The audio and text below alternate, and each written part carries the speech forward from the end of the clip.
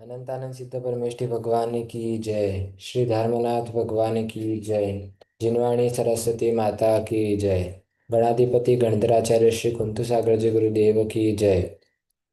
स्वाध्याय तपस्वी वैज्ञानिक धर्माचार्य श्री कनक नंदी जी गुरुदेव की जय। आचार्य संघ की जय। आज की स्वाध्याय सभा को प्रारंभ करने के लिए मैं श्रवण मुनि श्री सुविज्ञ सागर जी गुरुदेव के चरणों में नमोस्तु करते हुए निवेदन करता हूँ। नमोस्तु मुनिश्री, आज की स्वाध्याय सभा को मंगलाचरण के द्वारा प्रारंभ करें। नमोस्तु गुरुदेव, नमोस्तु।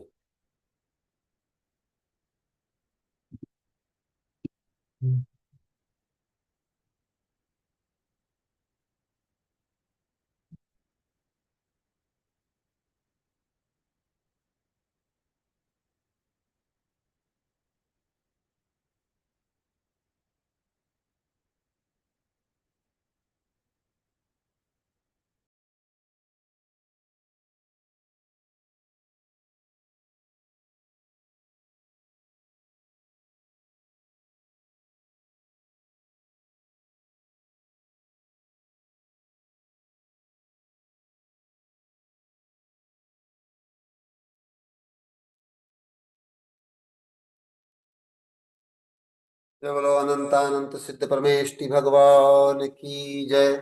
जय बोलो अनंतानंत गुण संपन्न देवादिदेव श्री वृषभनाथ भगवान की जय। जिनवाणी सरस्वती माता की जय।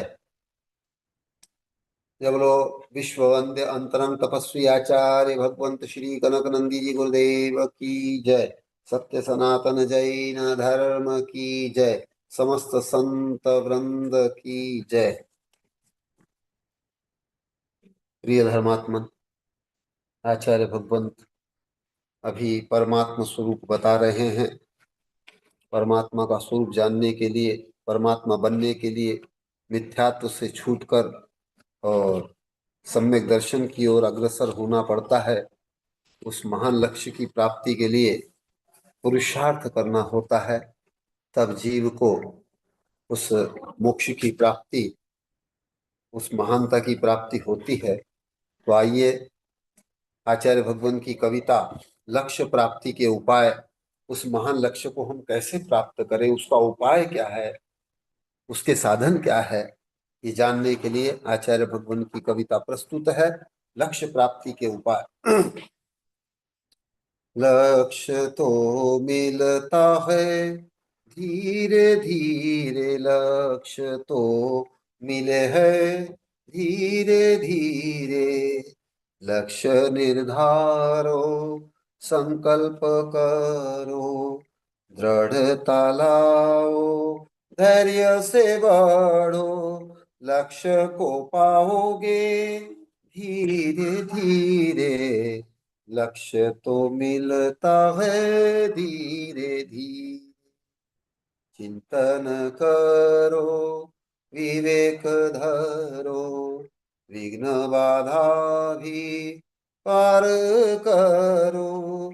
अनुभव आएगा धीरे धीरे, लक्ष्य तो मिलता है धीरे धीरे।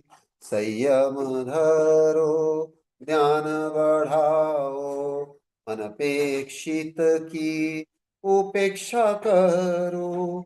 अपेक्षा प्रतीक्षा दंभ को छोड़ो, लक्ष्य तो मिले है धीरे धीरे।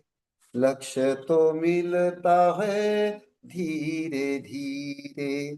संकीर्ण स्वार्थ को दूर भगाओ, स्वावलंबी व साहसी बनो। संकल्प विकल्प संक्लेश त्यागो, लक्ष्य तो मिलता है धीरे धीरे।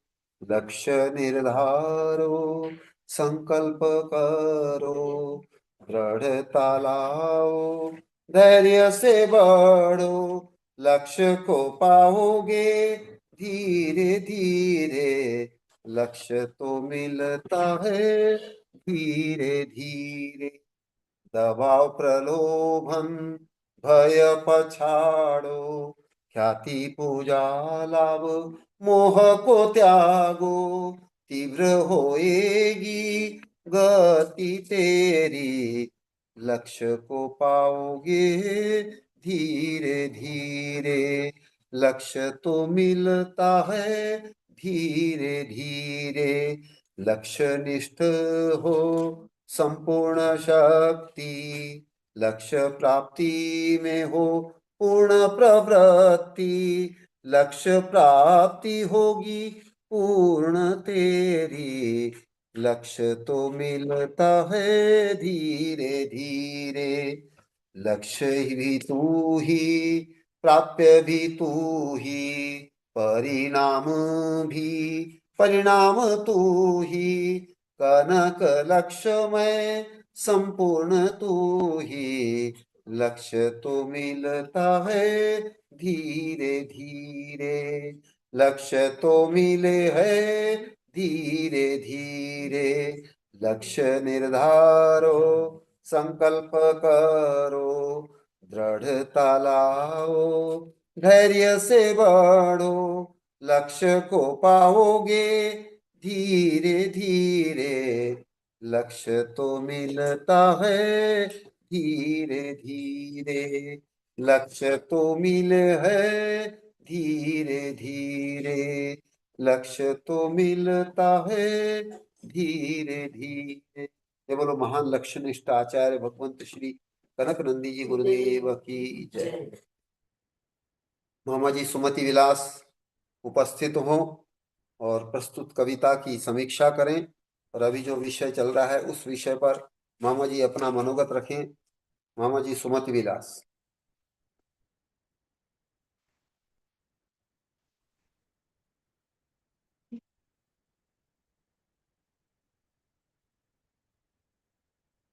हाँ, मामा जी उपस्थित हो गए हैं, मामा जी अपना मनोगत व्यक्त करें। आचार्य भगवान के श्री चरणों में मेरा कोटि कोटि बार नमोस्तु नमोस्तु नमोस्तु। मुनि श्री सुबह सागर जी गुरुदेव के श्री चरणों में नमोस्तु नमोस्तु। मुनि श्री अध्यात्म जी गुरुदेव के श्री चरणों में नमोस्तु नमोस्तु। मुनि श्री सौम्य जी गुरुदेव के श्री चरणों में नमोस्तु नमोस्तु। सुवत्सल माता जी को वंदनामि वंदनामि। भक्ति श्री माता जी को इच्छामि इच्छामि। वेबिनार में विराजमान सभी शिष्य भक्तों को मेरा जय जिनेन्द्र जय जिनेन्द्र जय जिनेन्द्र। गुरुदेव, मैं कविता के बारे में तो अभी शुरू ही किया, अभी चालू किया था, पूरी सुन नहीं पाया हूँ। लेकिन गुरुदेव आपने ये बहुत अच्छा बताया। लक्ष्य तो धीरे धीरे मिलेगा, उस मार्ग पर आगे बढ़ेंगे। मतलब जैसे गुरुदेव हमारे कहते हैं कि जिस दिन तुम्हारी भावना शुरू हुई थी, उस दिन से तुम्हारे भाव अच्छे हुए, उस दिन से तुम्हारा प्रगति का मार्ग शुरू हुआ। जैसे ही अपने विचारों में भावों में अच्छी अच्छी भावना आएगी, धर्म के प्रति भावना आएगी, आत्मा के प्रति श्रद्धा बढ़ेगी, उस दिन से ही हमारा ये कार्य शुरू हो जाता है। ऐसा गुरुदेव ने हमको पहले पढ़ाया था। और ये कविता के माध्यम से भी यही समझ में आता है कि अपना जो लक्ष्य है उसको धीरे धीरे अगर बड़ा धीरे धीरे प्राप्त होगा। लक्ष्य तो एकदम तो मिलेगा नहीं, लेकिन उसके ऊपर आगे बढ़ते रहेंगे तो अपनी आगे बढ़ते रहेंगे तो अपने को इसका फल, रिजल्ट, मतलब लक्ष्य की प्राप्ति होगी। ऐसा गुरुदेव का इस किताब से कहना है। मैं ऐसा समझाऊं, पूरी तो मैंने नहीं समझा, आखिरी दो लाइन ही सुनी थी गुरुदेव। नमोस्तु नमोस्तु। और गुरुदेव अभी जो प्रकरण विषय चल रहा है वो बहुत अच्छा, बहुत अच्छा, बहुत अच्छा है। और मेरा तो गुरुदेव से ये विनय पूर्वक निवेदन है कि गुरुदेव इस विषय को अभी विस्तार से हमको और आगे समझाओ, ताकि हम जो इस मामले जो हमें भी इसमें बिल्कुल अभी अनभिज्ञ है, जानते भी नहीं है कुछ ज्यादा, और समझना चाहते हैं कि वास्तव में ये इतना इतना सारा पाप निगोदिया जीव किसे करते हैं, और सभी जीव इतना पाप क्यों करते हैं, और कैसे किस भाव से करते हैं, उसका हमको अभी, जैसे आप गुरुदेव बार बार ये बताते हैं कि सबसे ज्यादा पाप निगोदिया जीव करते हैं, एक इंद्रिय जीव करते हैं, पेड़ पौधे भी करते हैं, और ये नारकी से भी ज्यादा पाप करते हैं, ऐसा गुरुदेव कल बता भी रहे थे। ये समझ से हमारा अभी परे है, लेकिन हम समझना चाहते हैं गुरुदेव कि वास्तव में ऐसा निगोदिया जीव भी भावों से ही सब पाप करते हैं, क्योंकि उनका किसी प्रकार का कोई संसार तो कोई है नहीं, कोई व्यापार नहीं है, कोई लाभ हानि नहीं है, किसी प्रकार का कोई उनका वो नहीं है। लेकिन ऐसा, और अनादिकाल से और नित्य निगोद और इतर निगोद के बारे में तो कल गुरुदेव ने बताया था, वो भी अच्छा समझ में आया कि जो हमेशा निगोद में ही रहते हैं वो नित्य निगोद में हैं, लेकिन जो त्रस्काय में एक बार आकर के भी स्थावर काय से वापस आकर के त्रस्काय में घूम भ्रमण करते हैं, वापस निगोद में जाते हैं, वो इतर निगोद कहते हैं। इस प्रकार का गुरुदेव बताया था। और एक बार गुरुदेव ने प्रकरण भी ऐसा बताया था, उनके ग्रंथ में भी मैंने ऐसा पढ़ा था कि ये जैसे नित्य निगोद और इतर निगोद से निकलने का जो मतलब निकलने का जो प्रावधान है, उससे बताया था कि कोई भाग्यशाली पुण्यशाली जीव होता है, वो इतर निगोद से निकल करके बाहर आ जाता है। जिस प्रकार अपने चने या बुनते हैं उसमें सेकने के लिए करते हैं, और उस समय जो प्रकार के दाने उछल करके बाहर निकलते हैं, उसी तरह से जीव बाहर निकलते हैं। इस प्रकार का एक मैंने प्रकरण गुरुदेव के ग्रंथ से ही पढ़ा था। पूरा तो अच्छा मेरे को याद, लेकिन ये स्मरण एक मेरे को जरूर है कैसा मैंने पढ़ा था। तो ये सो मतलब मैं ये कहना चाहता हूँ गुरुदेव के, मैं ये समझना चाहता हूँ और हम सब लोग भी ऐसा समझना चाहते हैं कि वास्तव में जीव की कितनी प्रकार की गतियां हैं और किस प्रकार का इनका भ्रमण होता है। अनादिकाल से संसार में हम भ्रमण कर रहे हैं और अनंत काल तक करते ही रहेंगे, जब तक इसको समझ नहीं पाएंगे, अरे हमारा निर्माण नहीं होता तब तक के लिए। तो ये सारी प्रक्रिया को मैं समझना चाहता हूँ कि ऐसा जीव किससे ऐसे किस प्रकार के कर्मों के बंध से अनादिकाल से संसार में भ्रमण कर रहा है, और किस प्रकार से ये निकल इस संसार के भ्रमण से बाहर निकल पाएगा, उसका लक्ष्य क्या होना चाहिए, उसके भाव कैसे होने चाहिए, और वो इन कर्मों से कैसे छूटेगा।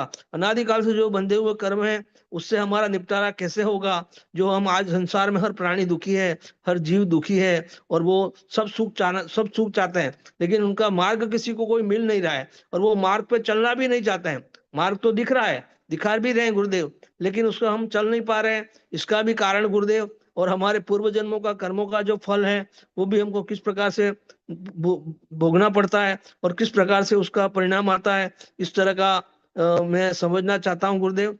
ये हमको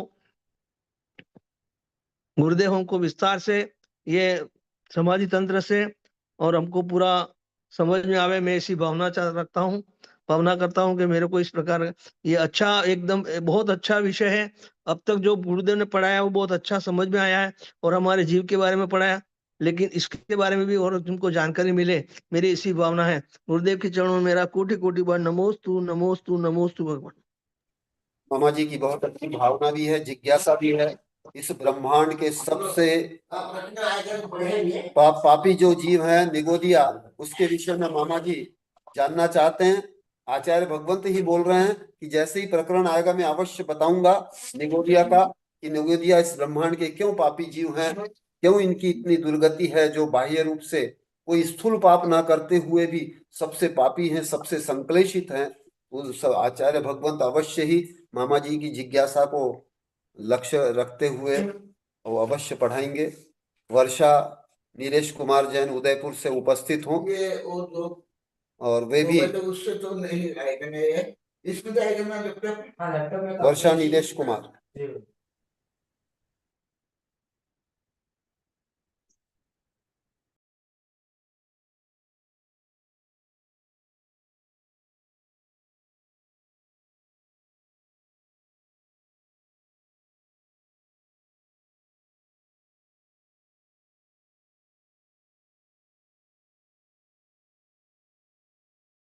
वर्षा शायद अभी उपस्थित नहीं हो पा रही, तब तक हमारे बाल ब्रह्मचारी कुमार वर्ण एआई को सुबह जो प्रश्न किया था उसका बहुत ही सटीक और बहुत ही गहन उत्तर दिया, आचार्य भगवान के भाव व्यवहार लक्ष्य को लेकर के, गुरुदेव के अनिंदक गुण को लेकर के। तो वो आप लोग सब ध्यान से सुनिए, और एआई कैसी समीक्षा कर रहा है ये भी सुनिए। नमस्ते गुरुदेव। जय बोले आचार्य श्री कनकनंदी गुरुदेव की जय।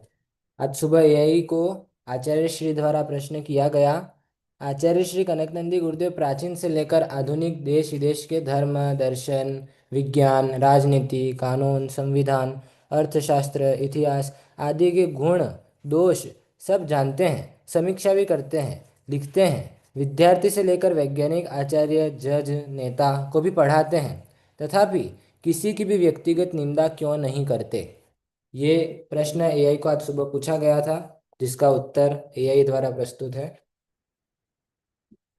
ये आचार्य श्री कनकानंदी जी महाराज के व्यक्तित्व की एक बहुत ही गहरी और सूक्ष्म विशेषता है। एक ऐसा विद्वान जिसके पास विज्ञान साइंस से लेकर संविधान कॉन्स्टिट्यूशन तक का गहन तार्किक ज्ञान हो, उसके लिए दूसरों की कमियां निकालना बहुत आसान होता है। परंतु उनके द्वारा व्यक्तिगत निंदा न करने के पीछे ठोस दार्शनिक और मनोवैज्ञानिक कारण है। 1. गुणग्राही दृष्टि, फोकस ऑन वर्च्यूज। जैन दर्शन गुणानुराग पर बल देता है। आचार्य श्री का मानना है कि व्यक्ति महत्वपूर्ण नहीं है, बल्कि उसके विचार और कार्य महत्वपूर्ण हैं। वे पाप से घृणा करो, पापी से नहीं के सिद्धांत को जीते हैं। उनका लक्ष्य व्यक्ति को नीचा दिखाना नहीं, बल्कि समाज में व्याप्त गलत धारणाओं या कुरीतियों का संशोधन करना होता है। 2. वस्तुनिष्ठ समीक्षा बनाम व्यक्तिगत आक्षेप। जब वे राजनीति, कानून या अर्थशास्त्र की समीक्षा करते हैं, तो वे लॉजिकल एनालिसिस, तार्किक विश्लेषण करते हैं। समीक्षा, ये नीति या विचारधारा समाज के लिए अहितकारी है, क्योंकि निंदा, अमुक व्यक्ति बुरा है। आचार्य श्री पहले मार्ग को चुनते हैं। वे सिद्धांतों, प्रिंसिपल्स का खंडन मंडन करते हैं, न कि व्यक्तियों का। 3. अनेकांतवाद का प्रभाव। जैन धर्म का अनेकांतवाद सिखाता है कि सत्य के कई पहलू हो सकते हैं। एक विद्वान के रूप में वे जानते हैं कि कोई भी व्यक्ति पूर्णतः गलत या पूर्णतः सही नहीं होता। व्यक्तिगत निंदा करने से सत्य का अन्वेषण रुक जाता है और द्वेष पैदा होता है, जो एक साधु के संयम के विरुद्ध है। 4. सुधारक की भूमिका, the role of a reformer. एक शिक्षक, आचार्य का कार्य अंधकार दूर करना है। यदि वे किसी जज, वैज्ञानिक या राजनेता की व्यक्तिगत निंदा करेंगे, तो वे सुधार का द्वार बंद कर देंगे। निंदा से प्रतिरोध, रेजिस्टेंस पैदा होता है, जबकि तर्कपूर्ण समीक्षा से परिवर्तन, ट्रांसफॉर्मेशन की संभावना बनी रहती है। 5. वीतरागता और साम्य भाव। एक दिगंबर मुनि के रूप में उनका लक्ष्य आत्म कल्याण और पर कल्याण है। निंदा करना कषाय, क्रोध, मान, माया, लोभ का हिस्सा है। अपनी ऊर्जा को निंदा में नष्ट करने के बजाय वे उसे लेखन और ज्ञान के प्रसार में लगाते हैं, ताकि मानवता का भला हो सके। निष्कर्ष, आचार्य श्री कनकानंदी जी की विद्वत्ता उन्हें अहंकार नहीं, बल्कि करुणा प्रदान करती है। वे जानते हैं कि शब्दों का प्रहार व्यक्ति को घायल करता है, जबकि ज्ञान का प्रकाश समाज को दिशा देता है। क्या आप आचार्य श्री के किसी विशिष्ट विषय, जैसे विज्ञान या अर्थशास्त्र पर दिए गए विचारों के बारे में विस्तार से जानना चाहेंगे? आचार्य श्री कनकानंदी जी महाराज के अर्थशास्त्र, इकोनॉमिक्स संबंधी विचार पारंपरिक लाभ हानि के गणित से परे आध्यात्मिक समाजवाद और अहिंसक अर्थव्यवस्था पर आधारित हैं। वे आधुनिक अर्थशास्त्र की उन कमियों को उजागर करते हैं जो केवल जीडीपी और उपभोग को पैमाना मानती हैं। आचार्य श्री के आर्थिक चिंतन के मुख्य स्तंभ निम्नलिखित हैं। 1. अपरिग्रह आधारित अर्थशास्त्र, इकोनॉमी ऑफ नॉन पोजेशन। आधुनिक अर्थशास्त्र असीमित इच्छाओं, अनलिमिटेड वांट्स की बात करता है, जबकि आचार्य श्री का तर्क है कि इच्छाओं की पूर्ति नहीं, बल्कि उनका नियमन, रेगुलेशन ही सुख का आधार है। वे संयम से समृद्धि का सूत्र देते हैं। उनके अनुसार यदि समाज अपनी आवश्यकताओं को सीमित रखे, तो प्राकृतिक संसाधनों का दोहन कम होगा और आर्थिक असमानता स्वतः समाप्त हो जाएगी। 2. शोषण मुक्त उत्पादन, नॉन एक्सप्लॉयटेटिव प्रोडक्शन। आचार्य श्री उस अर्थशास्त्र की समीक्षा करते हैं जो हिंसा और शोषण पर टिका है। अहिंसक निवेश, वे ऐसे उद्योगों और व्यापार का विरोध करते हैं जो जीव हत्या या पर्यावरण विनाश पर आधारित हों। श्रम का सम्मान, वे पूंजीवाद की उस व्यवस्था की आलोचना करते हैं जहां श्रमिक केवल एक मशीन बनकर रह जाता है। 3. लोभ बनाम लाभ का विश्लेषण। आचार्य श्री ने अर्थशास्त्र में मनोविज्ञान को जोड़ते हुए स्पष्ट किया है कि लाभ, प्रॉफिट, जीवन निर्वाह के लिए आवश्यक है। लोभ, ग्रीड, ये आर्थिक संकट और भ्रष्टाचार की जड़ है।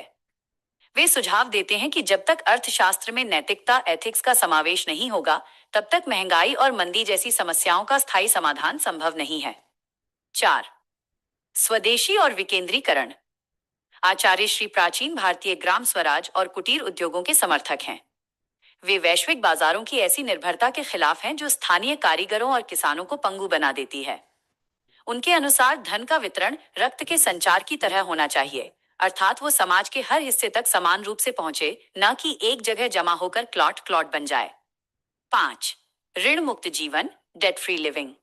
आज की क्रेडिट कार्ड संस्कृति और ब्याज आधारित अर्थव्यवस्था पर आचार्य श्री गंभीर कटाक्ष करते हैं। वे इसे मानसिक गुलामी का कारण मानते हैं और प्राचीन भारतीय दान और सहयोग की संस्कृति को पुनर्जीवित करने पर जोर देते हैं।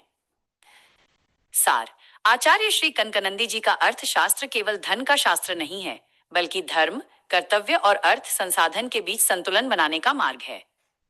क्या आप आचार्य श्री द्वारा लिखित किसी विशेष पुस्तक जैसे आर्थिक दर्शन या उनके द्वारा सुझाए गए टैक्स सिस्टम कर प्रणाली के बारे में अधिक जानना चाहेंगे?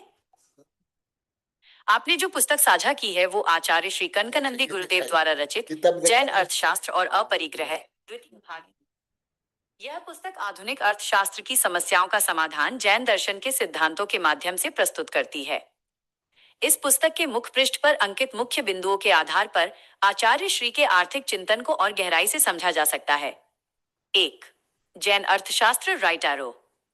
अपरिग्रह। आचार्य श्री यहाँ स्पष्ट करते हैं कि जैन अर्थशास्त्र का अंतिम लक्ष्य केवल धन का संचय नहीं, बल्कि अपरिग्रह non attachment limitation of possessions है। उनका तर्क है कि जब तक व्यक्ति अपनी संग्रह करने की वृत्ति पर अंकुश नहीं लगाएगा, तब तक समाज में गरीबी और अमीरी की खाई नहीं भरेगी। 2. न्याय से धनार्जन। ये इस दर्शन का सबसे व्यावहारिक पक्ष है। आचार्य श्री के अनुसार धन कमाने का तरीका न्यायपूर्ण होना चाहिए। छल कपट, कालाबाजारी या किसी को कष्ट पहुंचाकर कमाया गया धन अर्थ नहीं, बल्कि अनर्थ है। वे व्यापार में नैतिकता, बिजनेस एथिक्स को लाभ से ऊपर रखते हैं। 3. दान व त्याग। अर्थशास्त्र में अक्सर बचत, सेविंग्स और निवेश इन्वेस्टमेंट की बात होती है, लेकिन आचार्य श्री दान और त्याग को आर्थिक चक्र का हिस्सा मानते हैं। दान से धन का प्रवाह, सर्कुलेशन बना रहता है। ये समाज के वंचित वर्गों को मुख्यधारा में लाने का सबसे मानवीय तरीका है, जो बिना किसी सरकारी दबाव, टैक्स के स्वेच्छा से किया जाता है। 4. धर्म माइनस अर्थ माइनस काम माइनस मोक्ष, 4 पुरुषार्थ। आचार्य श्री इस पुस्तक में जीवन के 4 पुरुषार्थों के बीच संतुलन बिठाते हैं। अर्थ, मनी और काम, डिजायर्स को तब तक ही उचित माना गया है जब तक वे धर्म, एथिक्स की मर्यादा में हों। अंतिम लक्ष्य मोक्ष, लिबरेशन है, इसलिए धन का अर्जन इस तरह न हो कि वो आत्मा के पतन का कारण बन जाए। इस पुस्तक का महत्व। आज जब दुनिया कैपिटलिज्म, पूंजीवाद और कंज्यूमरिज्म, उपभोगवाद के दुष्प्रभावों से जूझ रही है, तब आचार्य श्री की ये पुस्तक एक एथिकल इकोनॉमिक्स का मॉडल पेश करती है। ये केवल सन्यासियों के लिए नहीं, बल्कि गृहस्थों, व्यापारियों और नीति निर्माताओं के लिए भी एक गाइड की तरह है। क्या आप इस पुस्तक में किसी विशेष अध्याय, जैसे न्यायपूर्ण कर प्रणाली या अपरिग्रह के व्यावहारिक नियम के बारे में विस्तार से चर्चा करना चाहेंगे? अभी आपने एआई के द्वारा आचार्य भगवंत की जो गुणवत्ता है, उनके अनिंदक भाव है, उनके गुणों के बारे में, फोकस ऑन वर्च्यू, अनेकांत का प्रभाव, आचार्य भगवंत की विद्वता में कोई अहंकार नहीं है, ये पहले गुणात्मक रूप से सुना एक ऑडियो। दूसरा, अर्थशास्त्र के बारे में आचार्य भगवंत जीडीपी और उपभोग से परे गुरुदेव का अर्थशास्त्र है, जो शोषण मुक्त है और अर्थशास्त्र में नैतिकता, ऋण मुक्त जीवन, न्याय से धनार्जन, दान व त्याग, ऐसा अर्थशास्त्र आचार्य भगवंत का है। इसकी भी भूरी भूरी प्रशंसा एआई के द्वारा की गई। इसके लिए एआई भी बहुत धन्यवाद के पात्र हैं, जो आचार्य भगवंत के गुणों को और इतनी विराटता को वो समझ रहे हैं। अब इसके पश्चात में आचार्य भगवंत से त्रय भक्ति पूर्वक निवेदन करता हूँ कि आचार्य भगवंत अपनी अमृत वाणी से भव्य जीवों को संबोधित करें। नमोस्तु गुरुदेव, नमोस्तु गुरुदेव, नमोस्तु गुरुदेव। हाँ, संजय, हमारे योग गुरु संजय कुमार दोषी उपस्थित हो गए हैं, वे भी संक्षेप में अपना मनोगत व्यक्त करें, उसके पश्चात हम आचार्य भगवंत को श्रवण करते हैं। संजय कुमार। नमोस्तु आचार्य भगवान। आचार्य श्री के चरणों में, विश्व गुरु आचार्य भगवान कनकनंद जी के चरणों में कोटि कोटि वंदन। मुनि श्री के चरणों में नमोस्तु। माता जी को वंदामी, इच्छामी। सभी को, भैया जी को, दीदी को वंदना। बाकी सबको जय जिनेन्द्र और उपस्थित जो भी श्रमण साधु आदि हैं इस ग्रुप में, उन सबको मेरा नमोस्तु। आचार्य भगवान संजय, अभी एआई ने जो आचार्य भगवंत के संबंध में बोला, उस विषय की भी समीक्षा करो। जी नमस्ते भगवान। गुरुदेव, अभी विगत 2-4 दिनों से मैं जयपुर गया था और वहाँ सभी संघ वालों ने गुरुदेव को नमोस्तु कहा, और वहाँ नए मुनि जो थे, जो अपने यहाँ गोद भरे गए, सागवाड़ा वाले सब भैया जी, और वो सब कह रहे थे कि आचार्य भगवान आपको कोटि कोटि नमोस्तु, और आपके ज्ञान का एक अंश भी हमको, एक अक्षर भी हमको मिल जाए तो हमारा ये श्रमण धर्म सफल हो, ऐसा कामना गुरुदेव के लिए कर रहे थे कि गुरुदेव आप अथाह ज्ञान के भंडार हो। ऐसे सब सभी संघ वाले कह रहे थे, सभी जो आपको बिल्कुल जानते हैं गुरुदेव।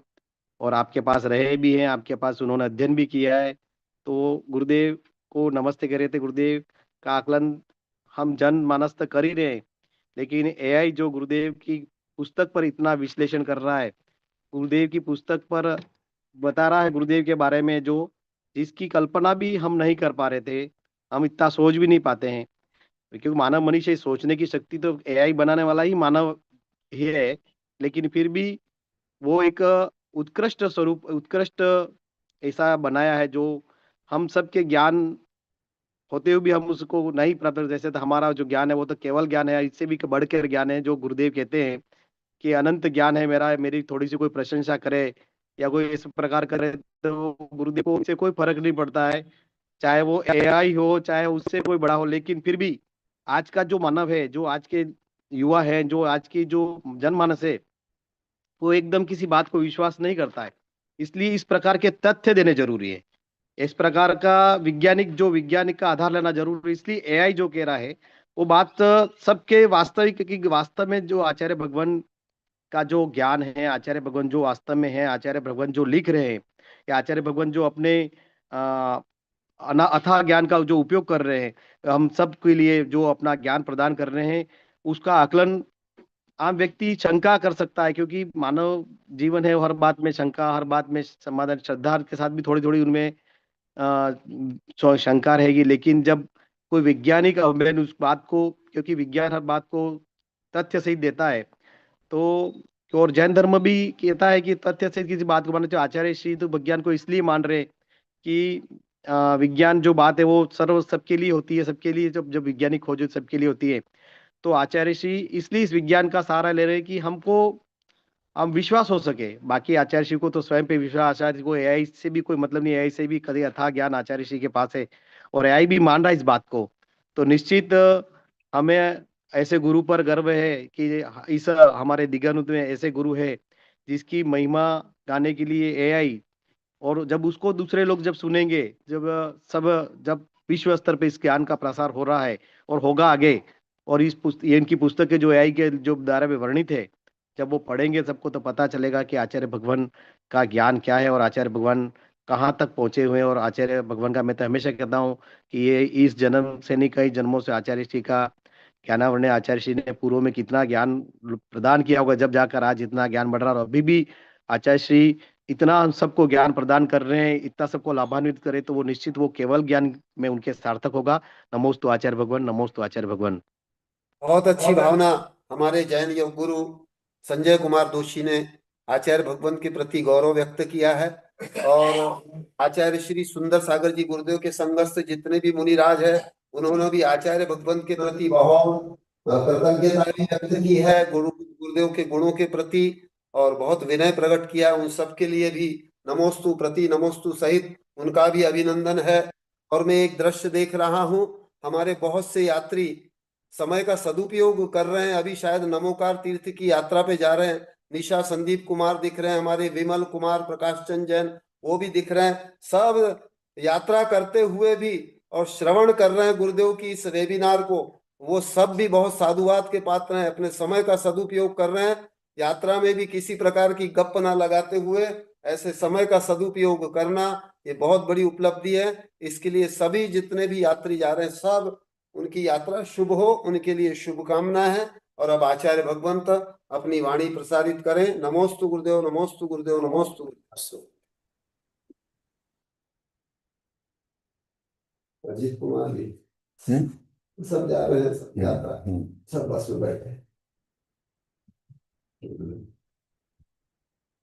ओम नमः सिद्धेभ्यः, ओम नमः सिद्धेभ्यः, ओम नमः सिद्धेभ्यः। धर्मत्व मन्हो अभी समाधि तंत्र का अध्ययन चल रहा है।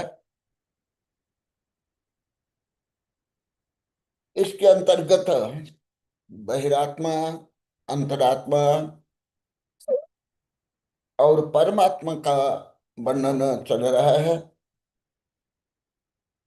उनमें से अभी कुछ दिन से बहिरात्मा माने मिथ्या दृष्टि का वर्णन चल रहा है। मिथ्या दृष्टि मैंने जो सत्य स्वरूप को, आत्म स्वरूप को, तत्व स्वरूप को जो श्रद्धा नहीं करता है और विशेषतः सर्वज्ञ उपदिष्ट सत्य को नहीं विश्वास करता है, वह मिथ्या दृष्टि है। और कल मैंने एक जो गहन सूक्ष्म विषय करणानुयोग का हल्का सा बताया था, उसके अंतर्गत मैंने आगम के अनुसार बताया था, जो मिथ्या दृष्टि होता है, भले सूक्ष्म निगोदिया से लेके मानव राजा महाराजा देव तक क्यों नहीं हो, वे सबसे महापापी होते हैं। और मुख्य जो संसार के बंधन और भ्रमण का मूल कारण मिथ्यात्व है। और मिथ्यात्व गुणस्थान में ऐसे समस्त कर्म बंध होते हैं। उनमें से प्रमुख रूप में शुल्ल कर्म का वर्णन में कल अति किंचित किया था और बता था, और कुछ सामान्य वर्णन करूंगा। विशेष वर्णन के लिए तो कई वर्ष चाहिए। कल भी मामा जी की जिज्ञासा थी, गुरुदेव आप निगोद के बारे में बताना। आज भी अनुरोध कर रहे थे। निगोद के बारे में मेरा पूरा इतना बड़ा ग्रंथ है, 880 81 पेज का, सूक्ष्म जीव से सिद्ध जीव तक। उसके बाद कल्याण आलोचना में भी कुछ में प्राचीन सिद्धांत से दिया हूं। और सूक्ष्म जीव से सिद्ध जीव विशाल ग्रंथ है। वो मेरे वैज्ञानिक प्रोफेसर शिष्य के अनुरोध से मैं 2017-18 में लिखा था और अमेरिका वालों की तरफ से छपा है। वो आनंदी भी उसका अध्ययन कर रही है, बीच बीच में बता रही है। परंतु मैं अभी ऐसे सैद्धांतिक विषय विस्तार से तो नहीं बताऊंगा, क्योंकि वो महीनों चाहिए और उसमें शब्द भी अलौकिक है, गणित तो अलौकिक है। वो नहीं बता करके सामान्य इथिस रूप में, व्यवहार रूप में, पर्यावरणीय दृष्टि से, मेडिकल साइंस की दृष्टि से, भोजन की शुद्धता की दृष्टि से ऐसे मध्य मध्य में बताता रहता हूँ। जब कोरोना हुआ था उस समय में बहुत बताया हूँ, और दो ग्रंथ भी प्रकाशित, विशाल ग्रंथ भी। मिथ्यात्व जैसे मैं लाखों बार बताया हूँ, कल बताया, केवल बाह्य कुछ भेदभाव पक्षपात करके अन्य पंथ मत से घृणा कर लेना, विद्वेष कर लेना, ये नहीं है। ये मुख्यतः आत्मा की विशुद्धि है। और आत्मा में जो अनंतानंत गुण है, उनमें से प्रमुख और प्रथम गुण है स्वविश्वास, आत्मविश्वास। और स्व में भी अनंत गुण और पर्याय होने के कारण उसके विश्वास के लिए भी अनंत गुण और पर्याय चाहिए। तो कल जो मैं सामान्य निर्देश रूप में व्याख्यान किया था, अभी कल ही मैं बता था, और कुछ करूंगा। उसके अंतर्गत निगोदिया का भी हल्का सा वर्णन करूंगा। विस्तार से वर्णन करने के लिए कई महीना चाहिए। और जो कल बताया था और जो सब प्रश्न करते, कल आनंदी ने प्रश्न किया था, ये आनंदी श्रेयांश, हाँ तुमको मैं पुकारा था, तुम्हारी जिज्ञासा का उत्तर भी एआई का मैं किताब में छपाने के लिए दे दिया हूं। 400 पेज की किताब छप रही है। इसी किताब में भी एआई ने जो बताया और आनंद की जो जिज्ञासा उसका है, और तुम्हारी जो जिज्ञासा थी मैं कल परसों बताया, परंतु तुम हमारे साधु के पास गए थे मेरे साहित्य लेकर के, इसलिए वो तुम्हारी जिज्ञासा का उत्तर अभी 2-3 दिन दिया हूं, उसको सुन लेना। जो तुम्हारी जिज्ञासा है और पीड़ा भी, कि मनुष्य ऐसे क्यों कट्टर संकीर्ण क्रूर होता है, भेदभाव करता है, उसके बारे में अभी उसका जो मूल कारण है मिथ्यात्व। जो सामान्य स्कूल कॉलेज में सामाजिक लोग को, वैज्ञानिक को, मनोवैज्ञानिक सा, समाज सुधार का बोलते हैं, वो ब्लाइंड फाइथ नहीं है, उससे परे है। वो तो सामान्य लेमैन के लिए है, हाउस होल्डर के लिए, सामान्य लोग के लिए, भले कोई भी तार्किक बोले, देश विदेश के बोले, समाज सुधार का बोले, वो नहीं। उसी से परे जो अमूर्तिक आत्मा के गुणों के ऊपर जिनका विश्वास, उसके अनुसार आगम में वर्णित द्रव्य तत्व पदार्थ का विश्वास, उसमें कोई पंथ मत रूढ़ी देश क्षेत्र काल भाव की सीमा नहीं होती है। और ऐसे जो मिथ्यात्व है उसको मोह कहते हैं, डिलूजन भी मनोविज्ञान में कह सकते हैं, सामान्य रूप में ब्लाइंड फेथ कह सकते हैं, ब्लाइंड बिलीव कह सकते हैं, आदि आदि। ये जो सूक्ष्म वायरस बैक्टीरिया एकेंद्रिय से लेकर के मनुष्य देव नारकी में मिथ्यात्व होता है। संसार के अनंत बहुभाग जीव मिथ्या दृष्टि है। बहुभाग, बहुभाग एक भाग सामान्य गणित में, अलौकिक गणित में ज्यादा है, तो बहुभाग। ऐसे तो आप लोग को शब्द भी नहीं बोल, थोड़ा बहुत बोल देते हो, थोड़ा बहुत ऐसे बोल देते हो, ये शब्द भी प्रयोग आता नहीं आप लोग को, एक भाग बहुभाग। तो बहुभाग जीव मिथ्या दृष्टि होते हैं, भले चतुर्थ काल में हो, स्वर्ग में भी हो, मनुष्य में भी हो, ब्राह्मण क्षत्रिय वैश्य में हो, देश में हो, विदेश में हो। तो उसके जो भाव अत्यंत निम्न स्तरीय होता है, वैचारिक अपवित्रता, भावात्मक कट्टरता, संकीर्णता, रूढ़िवादिता आदि मिथ्यात्व है। तो मिथ्यात्व रहते हुए रियल संसार है, संसार के दुख है। इस संबंधी मेरी बहुत किताबें है। अभी अभी इतनी बड़ी किताब आप लोग को दिखा दिया, 500 कितने पेज का है, 880 पेज का, कई बार देखा यही है।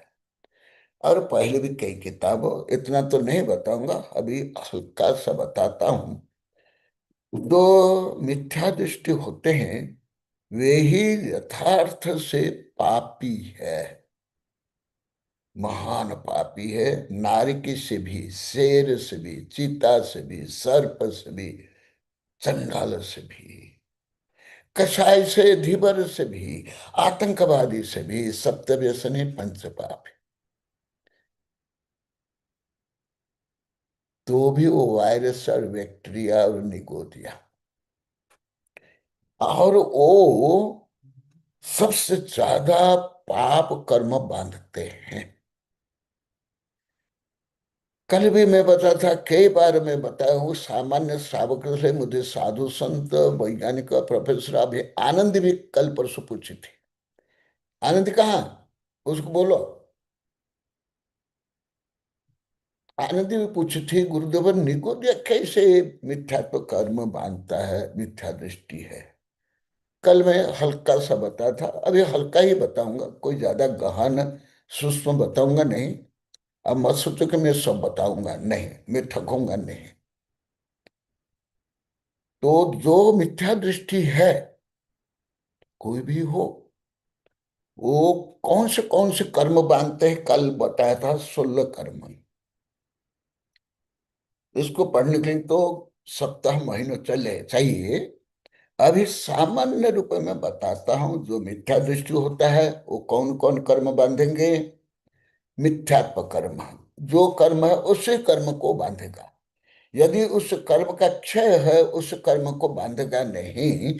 जैसे जो बीज को जला देते हैं, जल जाता है, उस बीज से अंकुर नहीं होता है, और बीजानुसार वृक्ष और फल फूल आते हैं। तो जो मिथ्या दृष्टि, मिथ्यात्व कर्म को बांधेगा। इसलिए उसका भाव, व्यवहार, कथन सब मिथ्या ही मिथ्या होगा। जैसे मिट्टी से कुछ भी बनाओ, मिष्टान का हाथी घोड़ा आदि के स्टेचू बनाओ, वो मिट्टी रूप में। सोना तो सोना रूप में, चांदी चांदी रूप में। और हुंडक संस्थान, नपुंसक वेद, असप्राप्ता सब पार्टी का संहनन, एक इंद्रिय जाति है। निगोदिया भी एक इंद्रिय जाति है। स्थावर, एक इंद्रिय भी स्थावर, पंच स्थावर के साथ निगोदिया भी। आतप, सूक्ष्म, सूक्ष्म निगोदिया और बादर निगोदिया। अभी वैज्ञानिक लोग को अभी तक वायरस और बैक्टीरिया को पूर्णतः नहीं समझ पा रहे हैं। आजकल नहीं, अभी तक। मैं आप लोग की भाषा, आप लोग गणित नहीं बोलता हूं, हाँ, ये समझ लो, मैं बार बार बोलता हूं। आज भी सब बता रहे थे, कई लाख बार बोल दिए, गुरुदेव आपकी भाषा हम नहीं समझते थे, और हम आपको गलत ही माने 15-20 वर्ष तक बोलते। इसलिए मुझे बोलना बाध्य होना होना पड़ा। मैं आप लोग को अपमान करने के लिए नहीं, अभी अभी आज यही बोला है, मैं किसी का अपमान नहीं करता हूँ। आदि आदि अभी सुन लिया आप लोग को। तो एक केंद्रीय जाति है, स्थावर, निगोदिया भी स्थावर है। आतप और सूक्ष्म, सूक्ष्म और स्थूल होते निगोदिया। विज्ञान के अनुसार अभी वायरस की डेफिनेशन अभी तक नहीं हो पाई है। और वो जो वैज्ञानिक जो जिसको सूक्ष्म मानते हैं, वो जैन धर्म का अपेक्षा स्थूल है, अपर्याप्त, साधारण। निगोदिया को साधारण कहते हैं। लिख लो, नोट करो, ये इतना सरल विषय नहीं है, बहुत कॉम्प्लिकेटेड है। पर ए आनंदी, आनंदी, हाँ, तुम जो पूछा था ना कि निगोदिया मिथ्या दृष्टि कैसे होता है, तो कल भी मामा जी अनुरोध करे, आज भी अनुरोध कर रहे हैं, गुरुदेव आप निगोदिया के बारे में बताना। तो तुम्हारे पास जो मेरी एक किताब है ना, सूक्ष्म जीव विज्ञान सिद्ध जीवन, उसमें अति विस्तार से है। और इसमें कल्याण आलोचना में कुछ संक्षेप में है, और कई किताब में है। तो मैं हल्का सा आज, जो तुम्हारा विषय भी है, और जैन धर्म का तो है ही, कुछ मेडिकल साइंस में है, माइक्रोबायोलॉजी में भी है, और स्वास्थ्य के लिए भोजन की मर्यादा आदि इसके आधार पर है। इसलिए मैं बोलता हूं, मैं सबसे ज्यादा छुआछूत मानता हूँ, छुआछूत करता हूँ। पर तो दूसरे के जैसे नहीं। जैसे दूसरे घृणा करते हैं, कुछ जानते नहीं, स्वयं गंदा रहते हैं, ये करते हैं दूसरे को नीचा देखने के लिए, वो नहीं। मैं इस दृष्टि से मुख्यतः करता हूं। तो तुम्हारे लिए भी गुणकारी होगा आनंदी, तुम्हारे लिए भी गुणकारी होगा। भले बहुत कम बताऊंगा, बहुत ज्यादा कम बताऊंगा, थोड़ा बहुत नहीं, बहुत थोड़ा बताऊंगा। आगे, और इसको साधारण जीव भी बोलते हैं। और विकल त्रय, जो मिथ्या दृष्टि, किन किन कर्मों को बांधते, किन किन गतियों में जाते हैं। मैं बार बार बोल रहा हूं, तुम तो अभी मानने लगी। पहले पहले मेरे वैज्ञानिक शिष्य भी कई वर्ष तक नहीं समझ पाते हैं, बाद में समझते हैं। इसलिए उनके ही अनुरोध में मैंने 2016 में सूक्ष्म जीव विज्ञान से सिद्ध भगव जीवन लिखा हूं। तुम जैसे मान रही थी कि विज्ञान ही सही है, धर्म नहीं है, उनके भी अधिकांश की ऐसी धारणा थी, कुछ कुछ अंश में, पूर्ण अंश में नहीं, कुछ अंश में। नरक गति, जो मिथ्या दृष्टि, वो नरक गति में जाएगा। नरक गत्यानुपूर्वी और नरकायु, ये 16 प्रकृतियां मिथ्या दृष्टि सतत ये पाप कर्म को बांधता है। ये अति सामान्य रूप में बता दिया। अभी मैं हल्का सा, मामा जी आपकी भावना है, और आनंदी का भी प्रश्न था कल, और सबके लिए चाहिए, क्योंकि हमारा जो अनादिकालीन निवास स्थान निगोदिया ही रहा है हर जीव के। सारे विज्ञान का भी थोड़ा थोड़ा बता दूंगा, ज्यादा नहीं। विज्ञान अभी क्योंकि पूर्ण सही नहीं है, तो इसलिए पूर्ण में विज्ञान को सही मान करके नहीं बोल रहा हूं। 3.5 अरब वर्ष पहले पृथ्वी में जीव की सृष्टि प्रारंभ हुई। 3.5 अरब वर्ष पहले।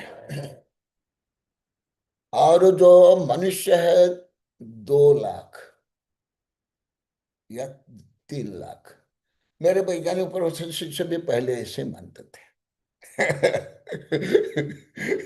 फिर बाद में धीरे धीरे उनको ज्ञात हुआ, क्योंकि स्कूल कॉलेज में यही पढ़ते हैं, पढ़ाते हैं, यही संस्कार है।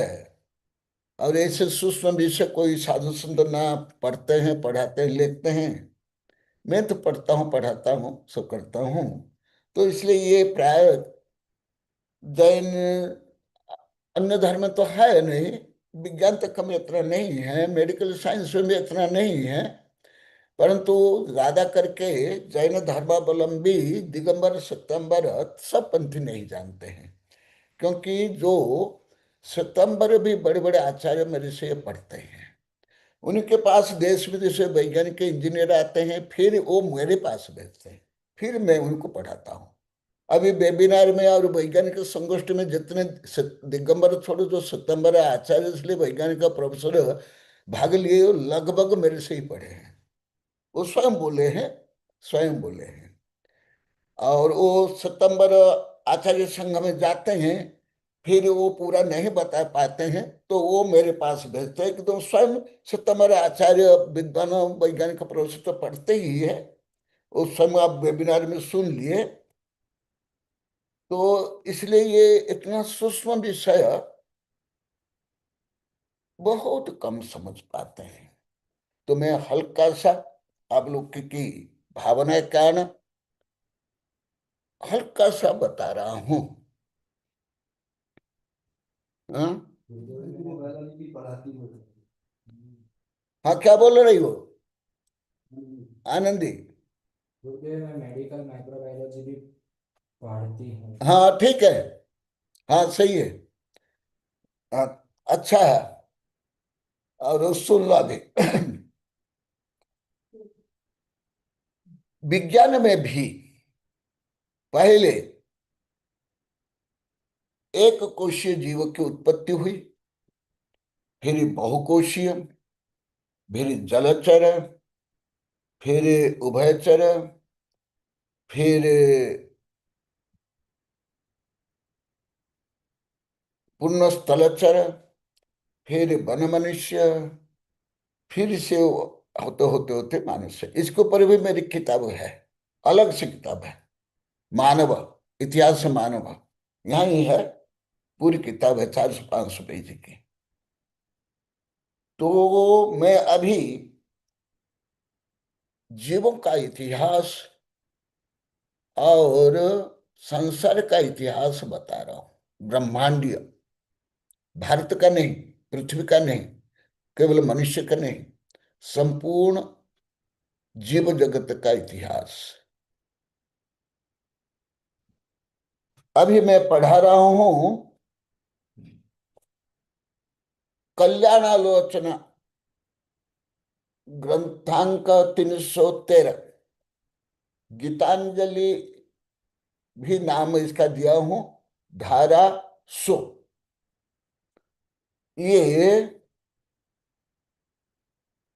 गाथा नंबर 3, कल्याण आलोचना। संसारे भ्रमण गमनम कुणंत आहार्यन जिनधम्म तेन विरावर दुखम पत्तोषि अनंत बाराई। जिनके पास ये किताब है वो निकाल दो, ये किताब भी बहुत कम है, दुर्लभ है। मैं जो सुलभ में साहित्य में प्रकाशित अनुवाद कम करता हूं। मैं कई बार बताया, मेरा विचार था 37-38-40 वर्ष पहले, और सबने अनुरोध मुझे किया, कर्नाटक महाराष्ट्र आदि के भक्त शिष्यों ने, कि गुरुदेव आप समय साल के ऊपर समीक्षा करो। मेरी भावना थी, परंतु मैं हस्तिनापुर में जब गया, मैं बता दिया, मेरे प्रोफेसर शिष्य भी बताए, तो मैं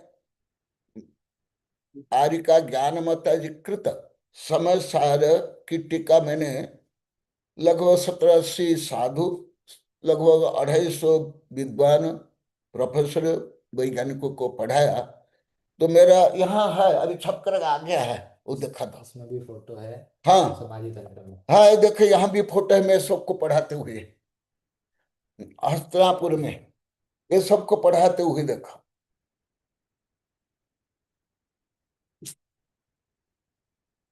ये ऊपर, ये माता जी ने ही छपाया है, मैं नहीं छपाया हूं ये फोटो। तो ये देखा, ये ग्रंथ में पढ़ाया था।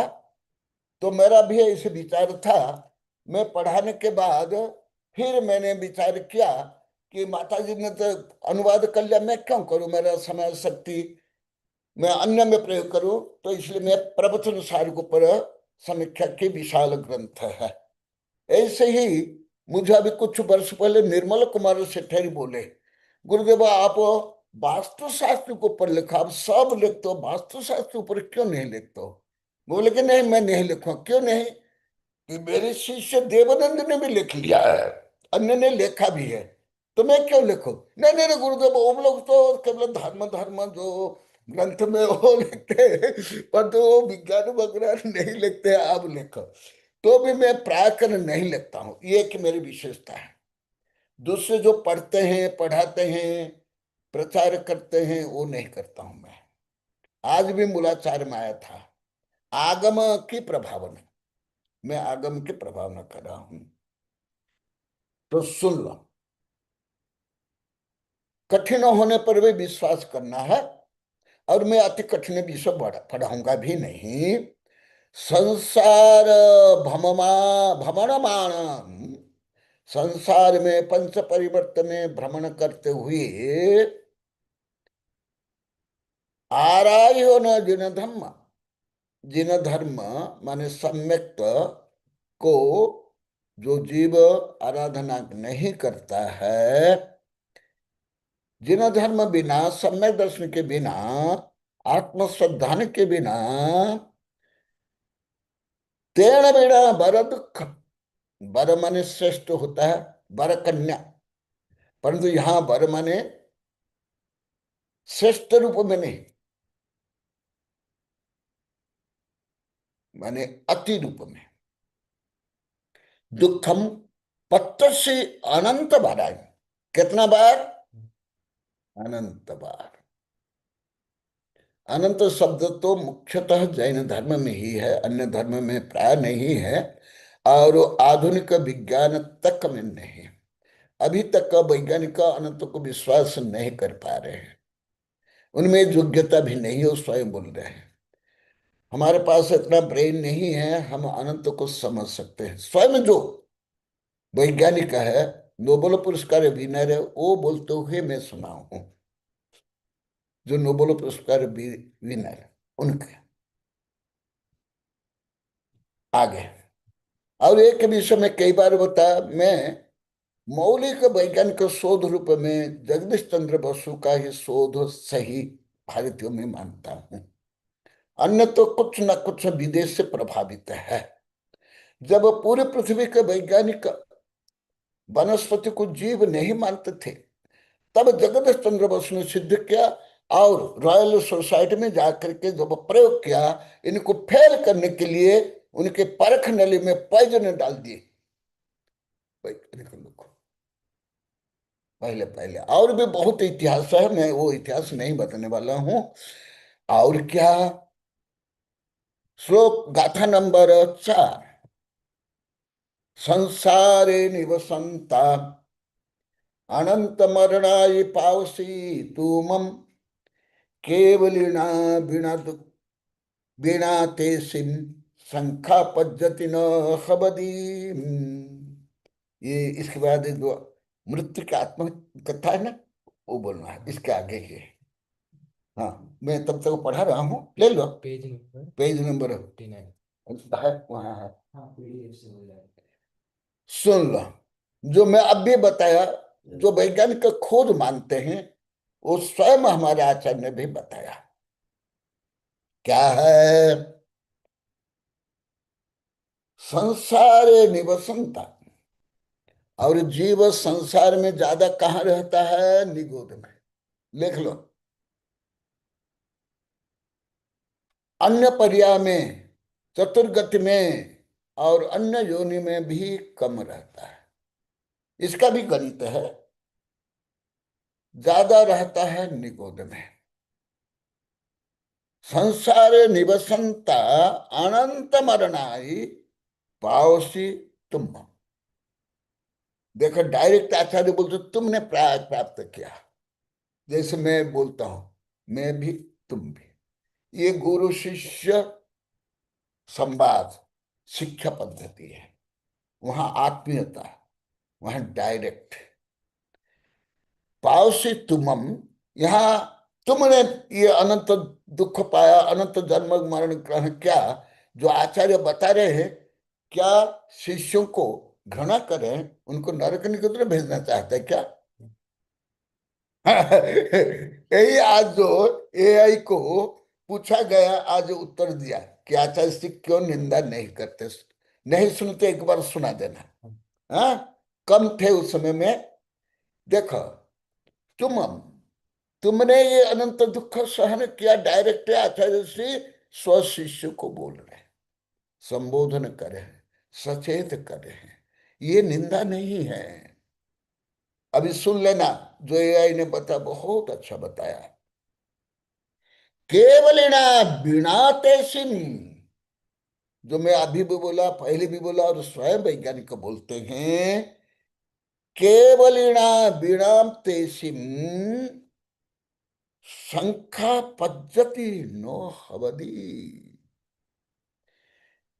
केवल के बिना गणधर आचार्य कनकनंदी वैज्ञानिक गणितज्ञ, मैं और तुम कोई भी अनंत को नहीं जान सकते। ये प्रवचन सार में और हमारे जो बड़े बड़े ग्रंथ में, राजवाटिक में, तर्क शास्त्र में, न्याय शास्त्र में अति विस्तार से वर्णन है।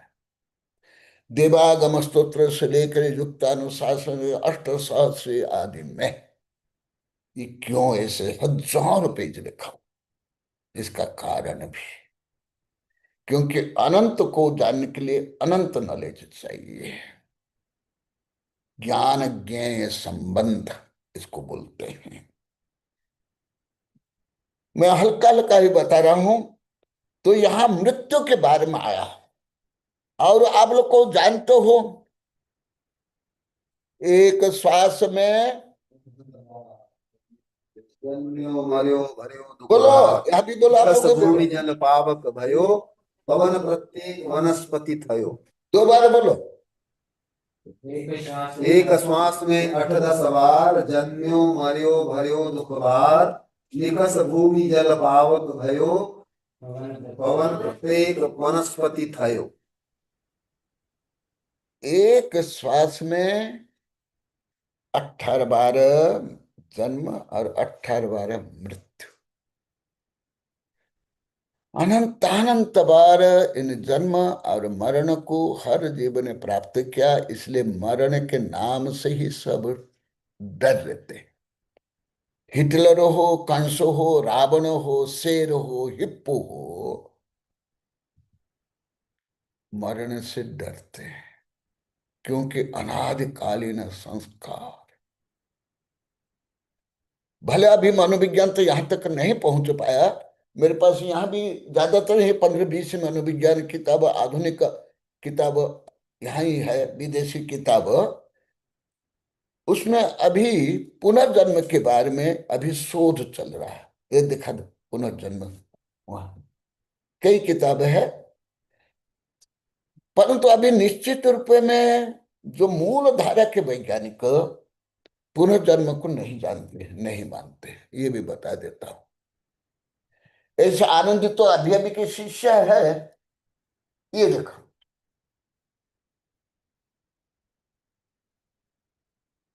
ये बॉर्न अगेन, पुनर्जन्म। तो भी अब लोग को ये भी बता देता हूं,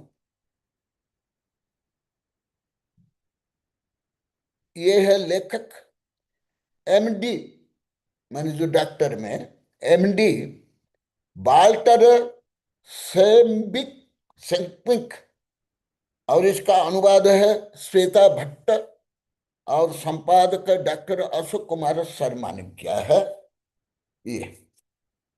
ये भी मैं पढ़ता हूं, परंतु जितना जैन धर्म में क्रमबद्ध व्यवस्थित कार्यकाल संबंध और अनंत जन्म मरण का वर्णन है, ऐसे वर्णन मैंने पूरी पृथ्वी किसी भी धर्म, दर्शन, विज्ञान, मनोविज्ञान, मेडिकल साइंस में मैं नहीं पढ़ा हूं आज तक, अभी तक।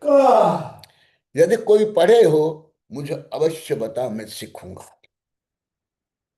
तो जन्म मरण क्या है, जो दुख का कारण है। और निगोदिया में एक श्वास में 18 बार जन्म, 18 बार मरण होता है। ये निगोदिया की विशेषता में एक एक विशेषता है। मामा जी,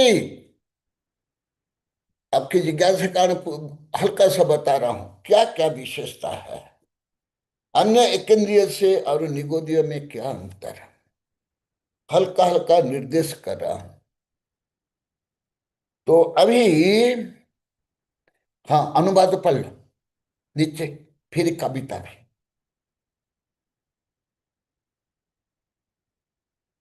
ले लो, कहीं तो ले लो, वहां भी होगी। हाँ, इसकी वो कविता में गवा रहा हूँ। हाँ, गा लो, ऊपर का गा लो, नहीं तो पूरा गा लो।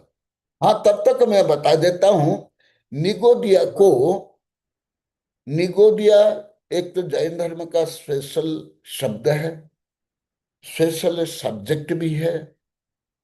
इसके आधार पर ही अभी एआई भी बार बार बता रहा है, आप लोग सुने होंगे, और भी अभी सब पूछ रहे हैं, दूसरे भी पूछ रहे हैं। आनंदी को ये श्रेय हो जाता है, इसने प्रारंभ किया, अभी दूसरे भी पूछ रहे हैं। हाँ, तुमने शुभारंभ किया ना, शुभारंभ करने वाले ही प्रमुख होते हैं। पीछे चलने वाले तो लाखों करोड़ों अरबों खरबों सब होते हैं। आगे चलने वाला जैसे इंजन है, भले उसको पहले पहले हर क्षेत्र में गलत मानते हैं, निंदा करते हैं, पगला मानते हैं। जो पहले पहले अच्छा काम करते हैं उसको विश्वास भी नहीं करते हैं। अभी 3-4 वर्ष पहले मैं पढ़ाया हूँ योग निर्माता ऋषभदेव में, यही वेबिनार में पढ़ाया हूँ बहुत विस्तार से। तो जो निगोदिया को क्या क्या नाम बोलते हैं? निगोदिया, फिर नित्य निगोदिया, इतर निगोदिया। कल तुमने पूछा था, मैंने हल्का सा बताया। नित्य माने जो अनादिकाल से अभी तक त्रस भी नहीं बने, कृमि कीट भी नहीं बने, मच्छर भी नहीं बने, और निगोदिया में ही है, वो है नित्य निगोदिया। ऐसे क्यों? नरक में भी जो मांसाहारी पापी क्रूर शेर चीता नारकी बहुपरिग्रहधारी रावण कंस, वो भी मान लो कोई सप्तम नरक में जाता है, उसके लिए ज्यादा ज्यादा 33 सागर। और निगोदिया में अनंत अनंत जन्म मरण, अनंत काल, बिना कार्य कारण संबंध, संसार में कुछ भी नहीं होता है। तो इसलिए जो आप लोग की जिज्ञासा हो रही है, मैं वेबिनार में अनेक बार बता दिया। तो मैं सोचा कल थोड़ा आया तो मैं उस लिंक को लेकर के बता रहा हूं, जैसे एआई कर रहा है। मैं खुद कई बार बोला शेर चिता फैसने बेसने रावण कंस नारक से भी महापापी निगोदिया। ऐसे क्यों? हाँ गा, अभी ये भी 1-2 घंटा में होगा नहीं, ऐसे तो महीना चाहिए मुझे, परंतु कुछ घंटा तो चाहिए, कुछ वेबिनार तो चाहिए। जब वो प्रारंभ कर लिया, जैसे कि हमारी माँ बहन खाना बनाती है, अनाज हो दाल है, जो अलग से रखा हुआ है बॉक्स में, ये में वो तो रहता है, परंतु अधसिजा करके दाल निकाल के रख लो या चावल अधसिजा करके रख लो तो क्या होगा?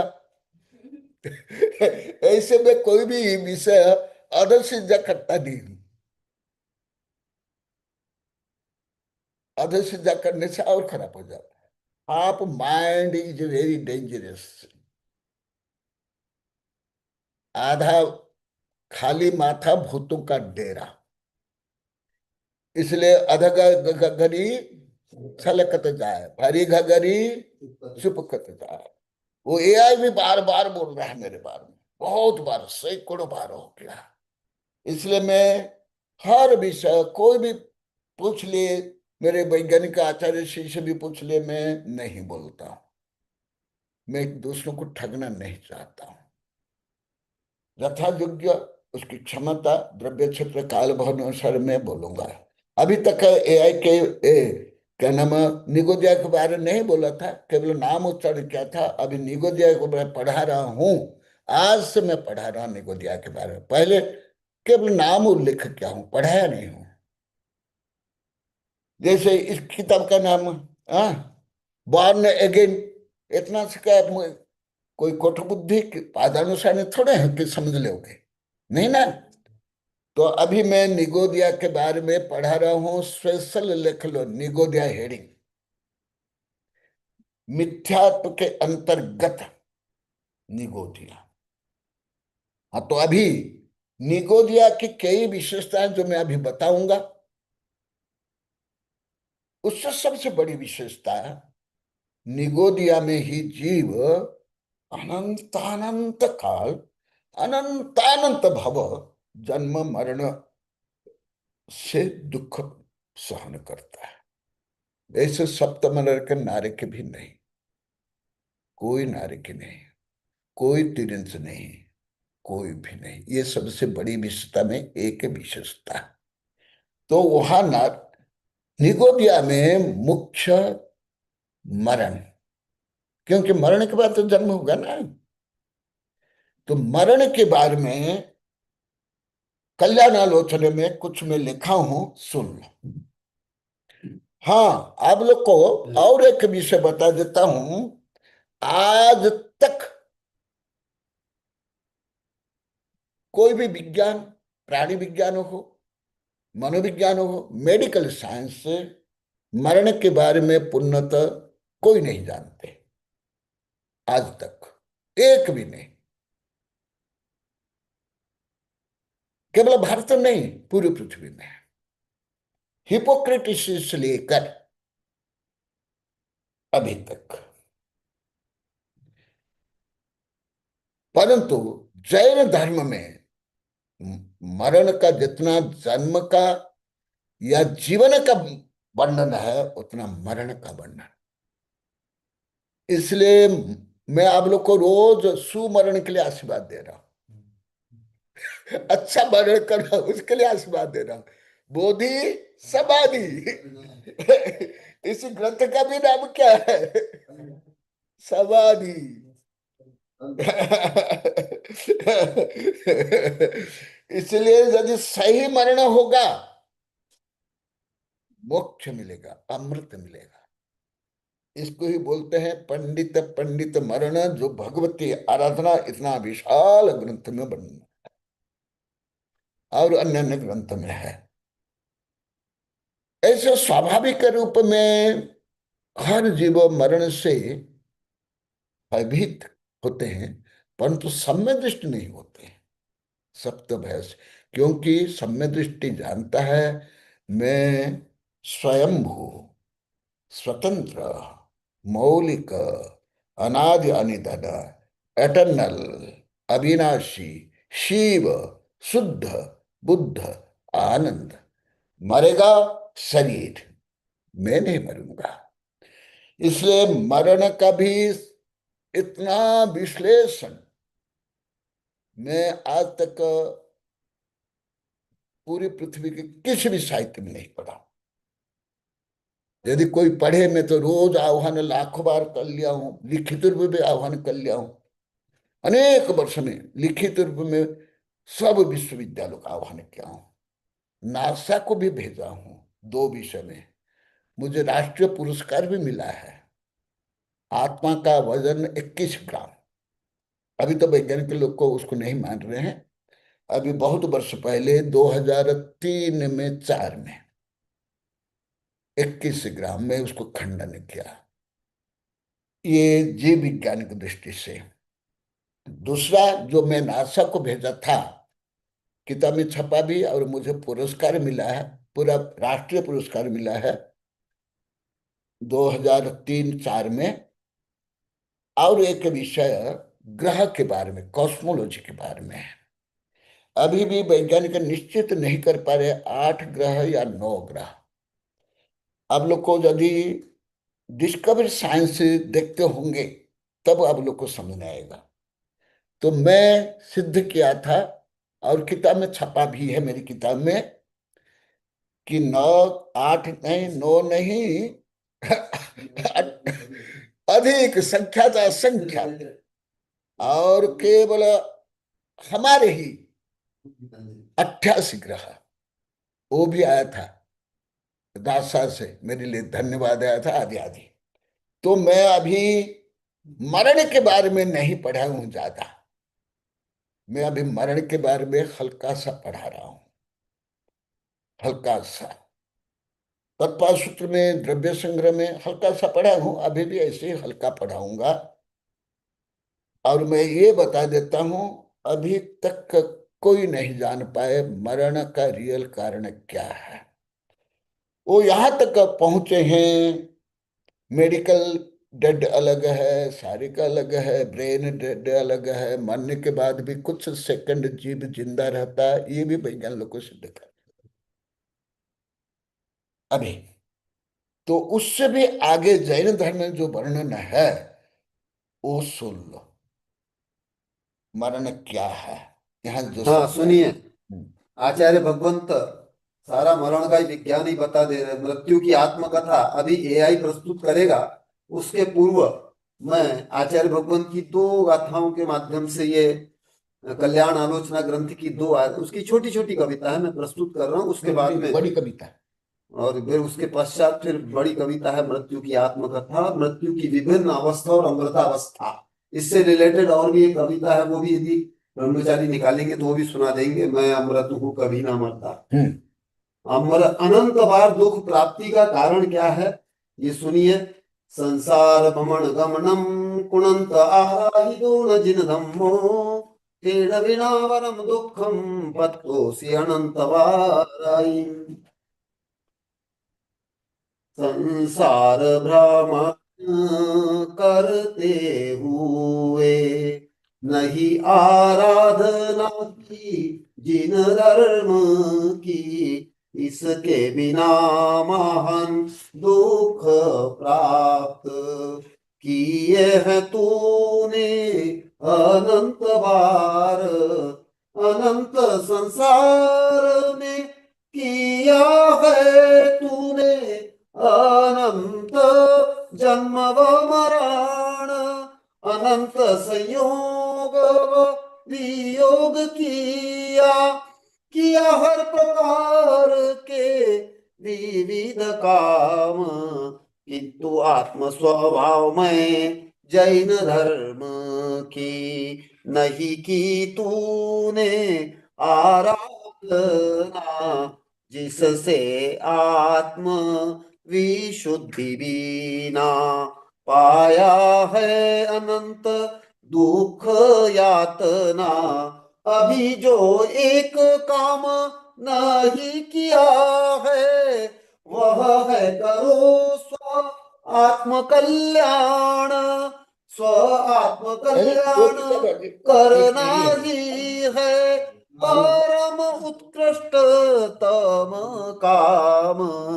हे जीव तुमने प्राप्त किया है अनंत मरण, संसार में रहते केवली के बिना उसकी संख्या न प्राप्त होती है अन्य से।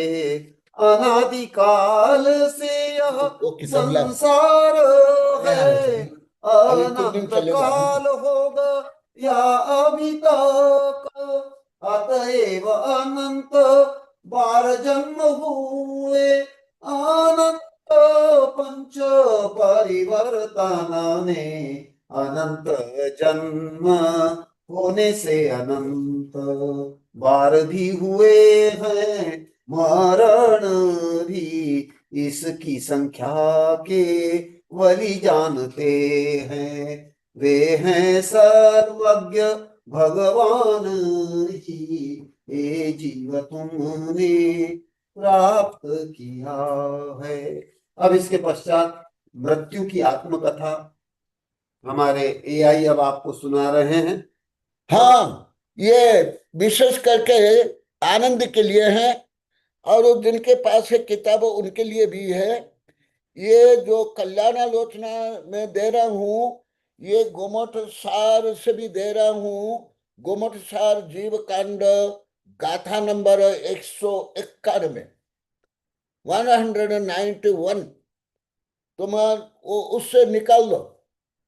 सूक्ष्म जीव विज्ञान से सिद्ध जीव विज्ञान तक में गोमठ सार जीव कांड गाथा नंबर 191 और कल्याणालोचन में पेज नंबर 61 कल्याण से संक्षेप में है, उसमें विस्तार से है। समझ आ गया आनंदी? समझ गए? हाँ, सूक्ष्म जीव विज्ञान से सिद्ध जीव विज्ञान और लेखो वहां पेज नंबर नहीं गाथा नंबर से निकालो। गोमठ सार जीव कांड गाथा नंबर 191 191। हाँ सुन लो।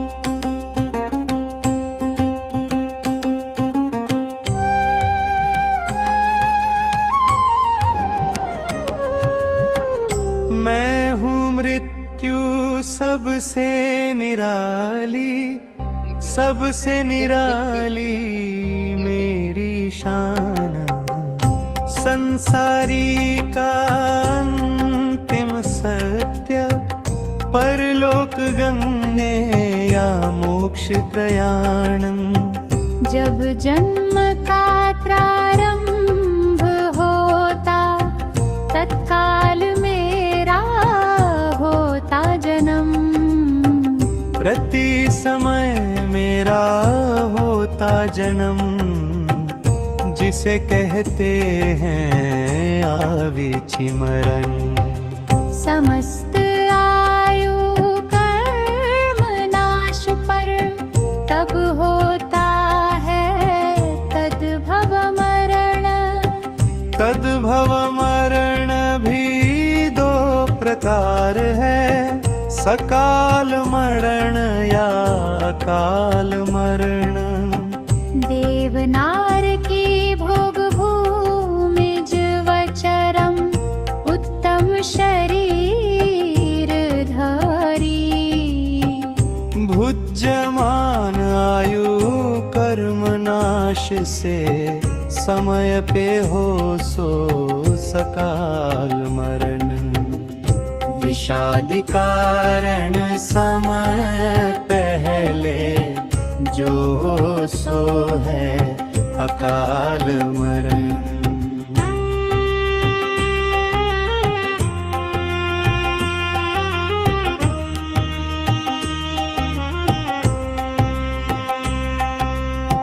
हर समय एक निषेक क्षय से, जो मरण हो सो सकाल मरण।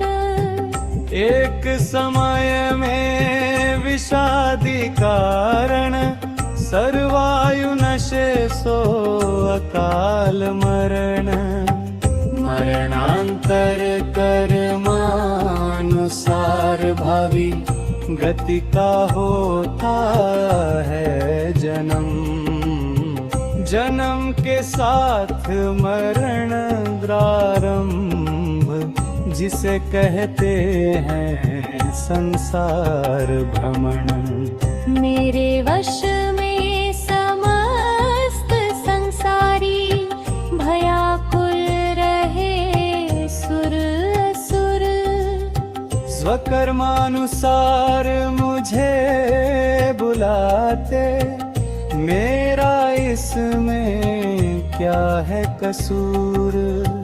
जैसे बोएंगे वैसा पाएंगे, मेरा शासन है कर्मानुसार। रोने धोने गाली देने से, मेरे दिल में न कुछ होता संचार। टोना टोट का बलिदान से भी, मुझ में न होता दया संचार। निर्भीक संयमी वीतरागी से, मुझ में होता है भय संचार। मेरे भय से अस्तित्व में आए, अस्त्र अग्निवांग रक्षक। ढाल दुर्गादी शिश्राण व कवच, सैनिक यान वाहन। पूजा पाठादि यंत्र मंत्रादि, दान धर्म व यज्ञ विधान। औषध रसायन प्राणायाम, योगासन यम नियम व ध्यान विधान। भोग भूमि में यह सब नहीं थे, मेरे भय से थे वे अनजान। असीमसी कृषि वाणिज्य शिल्पादि, मेरे भय से भी उपजान। मेरे भय से आजन्म लोभ से, अप्रभवी जो आध्यात्म वीर। स्व आत्मा में ही निवास जिनका, उनको न कर सकूं प्रभार। उनके अंतिम मरण से वे हो जाते हैं अजरामर। जिसे कहते हैं अमृतावस्था, जन्म मरण से परे संसार। अक्षय ज्ञानंब में अनंत वीर्य का होता भंडार। कनक नंदी द्वारा बखान किया, वहाँ न होता मेरा संचार।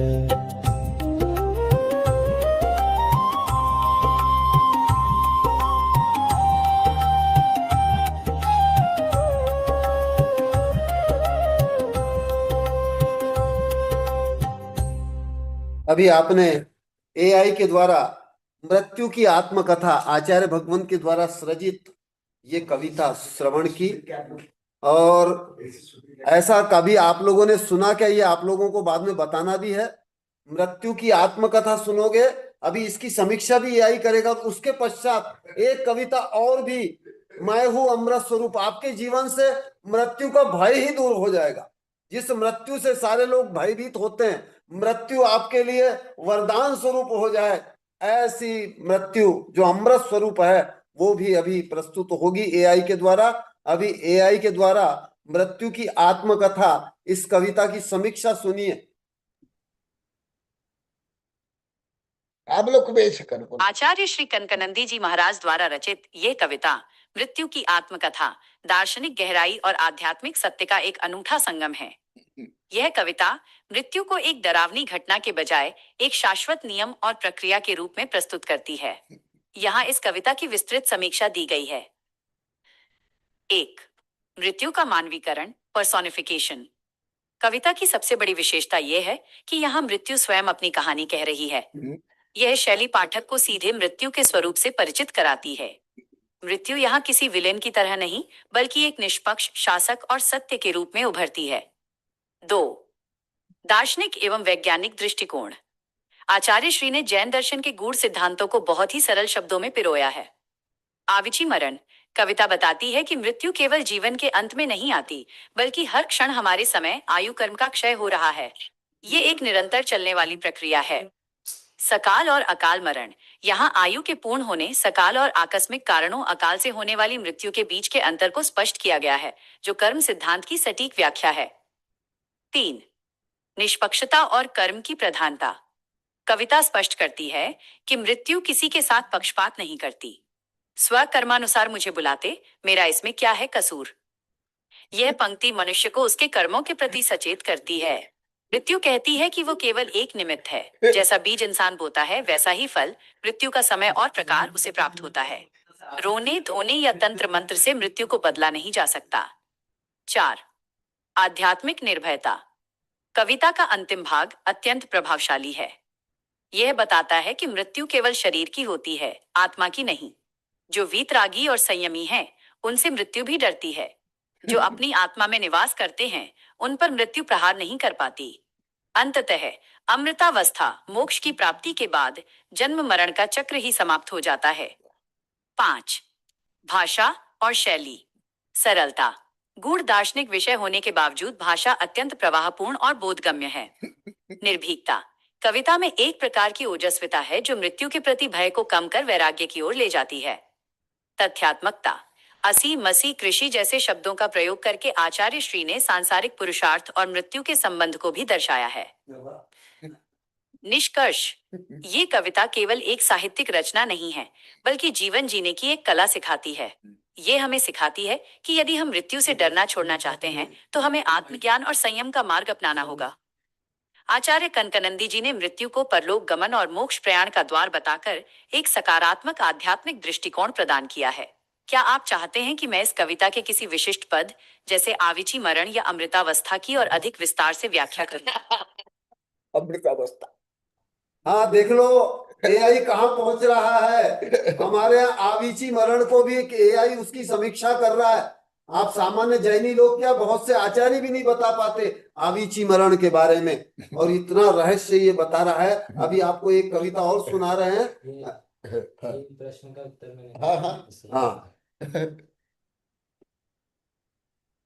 निश्चित रूप से आइए इस कविता के दो सबसे महत्वपूर्ण और दार्शनिक स्तंभों को गहराई से समझते हैं। एक, आविची मरण, निरंतर होने वाली मृत्यु। कविता की पंक्ति है, प्रति समय मेरा होता जन्म, जिसे कहते हैं आविची मरण। साधारणतः हम मानते हैं कि मृत्यु जीवन के अंत में एक बार आती है, लेकिन जैन दर्शन के अनुसार आविची मरण वो प्रक्रिया है जो हर समय घटित हो रही है। समय की धारा जैसे एक मोमबत्ती जलते समय हर सेकंड छोटी होती जाती है, वैसे ही हमारी आयु के समय प्रच्छेद, यूनिट्स ऑफ टाइम, हर पल नष्ट हो रहे हैं। कोशिकीय स्तर, आधुनिक विज्ञान भी इसे सेल्यूलर एपोप्टोसिस, कोशिकाओं का निरंतर मरना और नया बनना के रूप में देखता है। आध्यात्मिक अर्थ, ये हमें सिखाता है कि समय अत्यंत मूल्यवान है।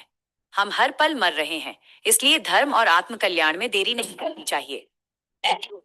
अमृतावस्था, जन्म मरण से परे।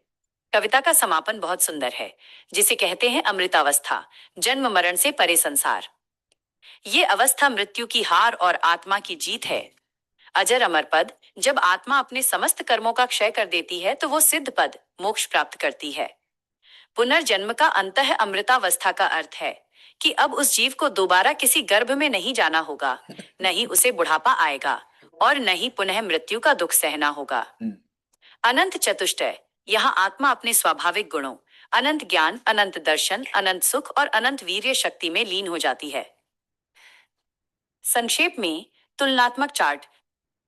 बिंदु, आविची मरण, हर समय, तद्भव मरण, अंत में, अमृतावस्था, मोक्ष, प्रकृति, निरंतर, कंटिन्यूअस, एक बार, फाइनल इवेंट, शाश्वत, इटर्नल, प्रभाव, आयु कर्म का धीरे धीरे क्षय, शरीर का त्याग, जन्म मरण का पूर्ण अभाव, अनुभव, हमें महसूस नहीं होता, अत्यंत कष्टकारी हो सकता है, परम आनंदमय।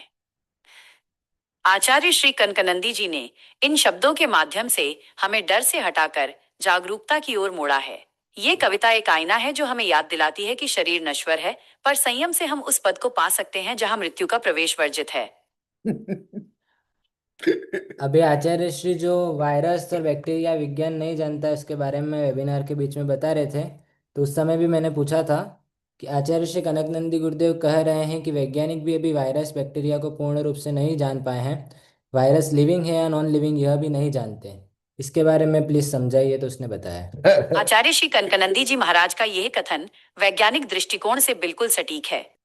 विज्ञान के क्षेत्र में वायरस को हमेशा से एक पहेली माना गया है। यह जीव विज्ञान बायोलॉजी के सबसे विवादित विषयों में से एक है। यहाँ विस्तार से समझते हैं कि वैज्ञानिक अभी भी इस पर एकमत क्यों नहीं है। एक, सजीव और निर्जीव के बीच की सीमा रेखा। वैज्ञानिक वायरस को एज ऑफ लाइफ, जीवन की सीमा रेखा पर मानते हैं।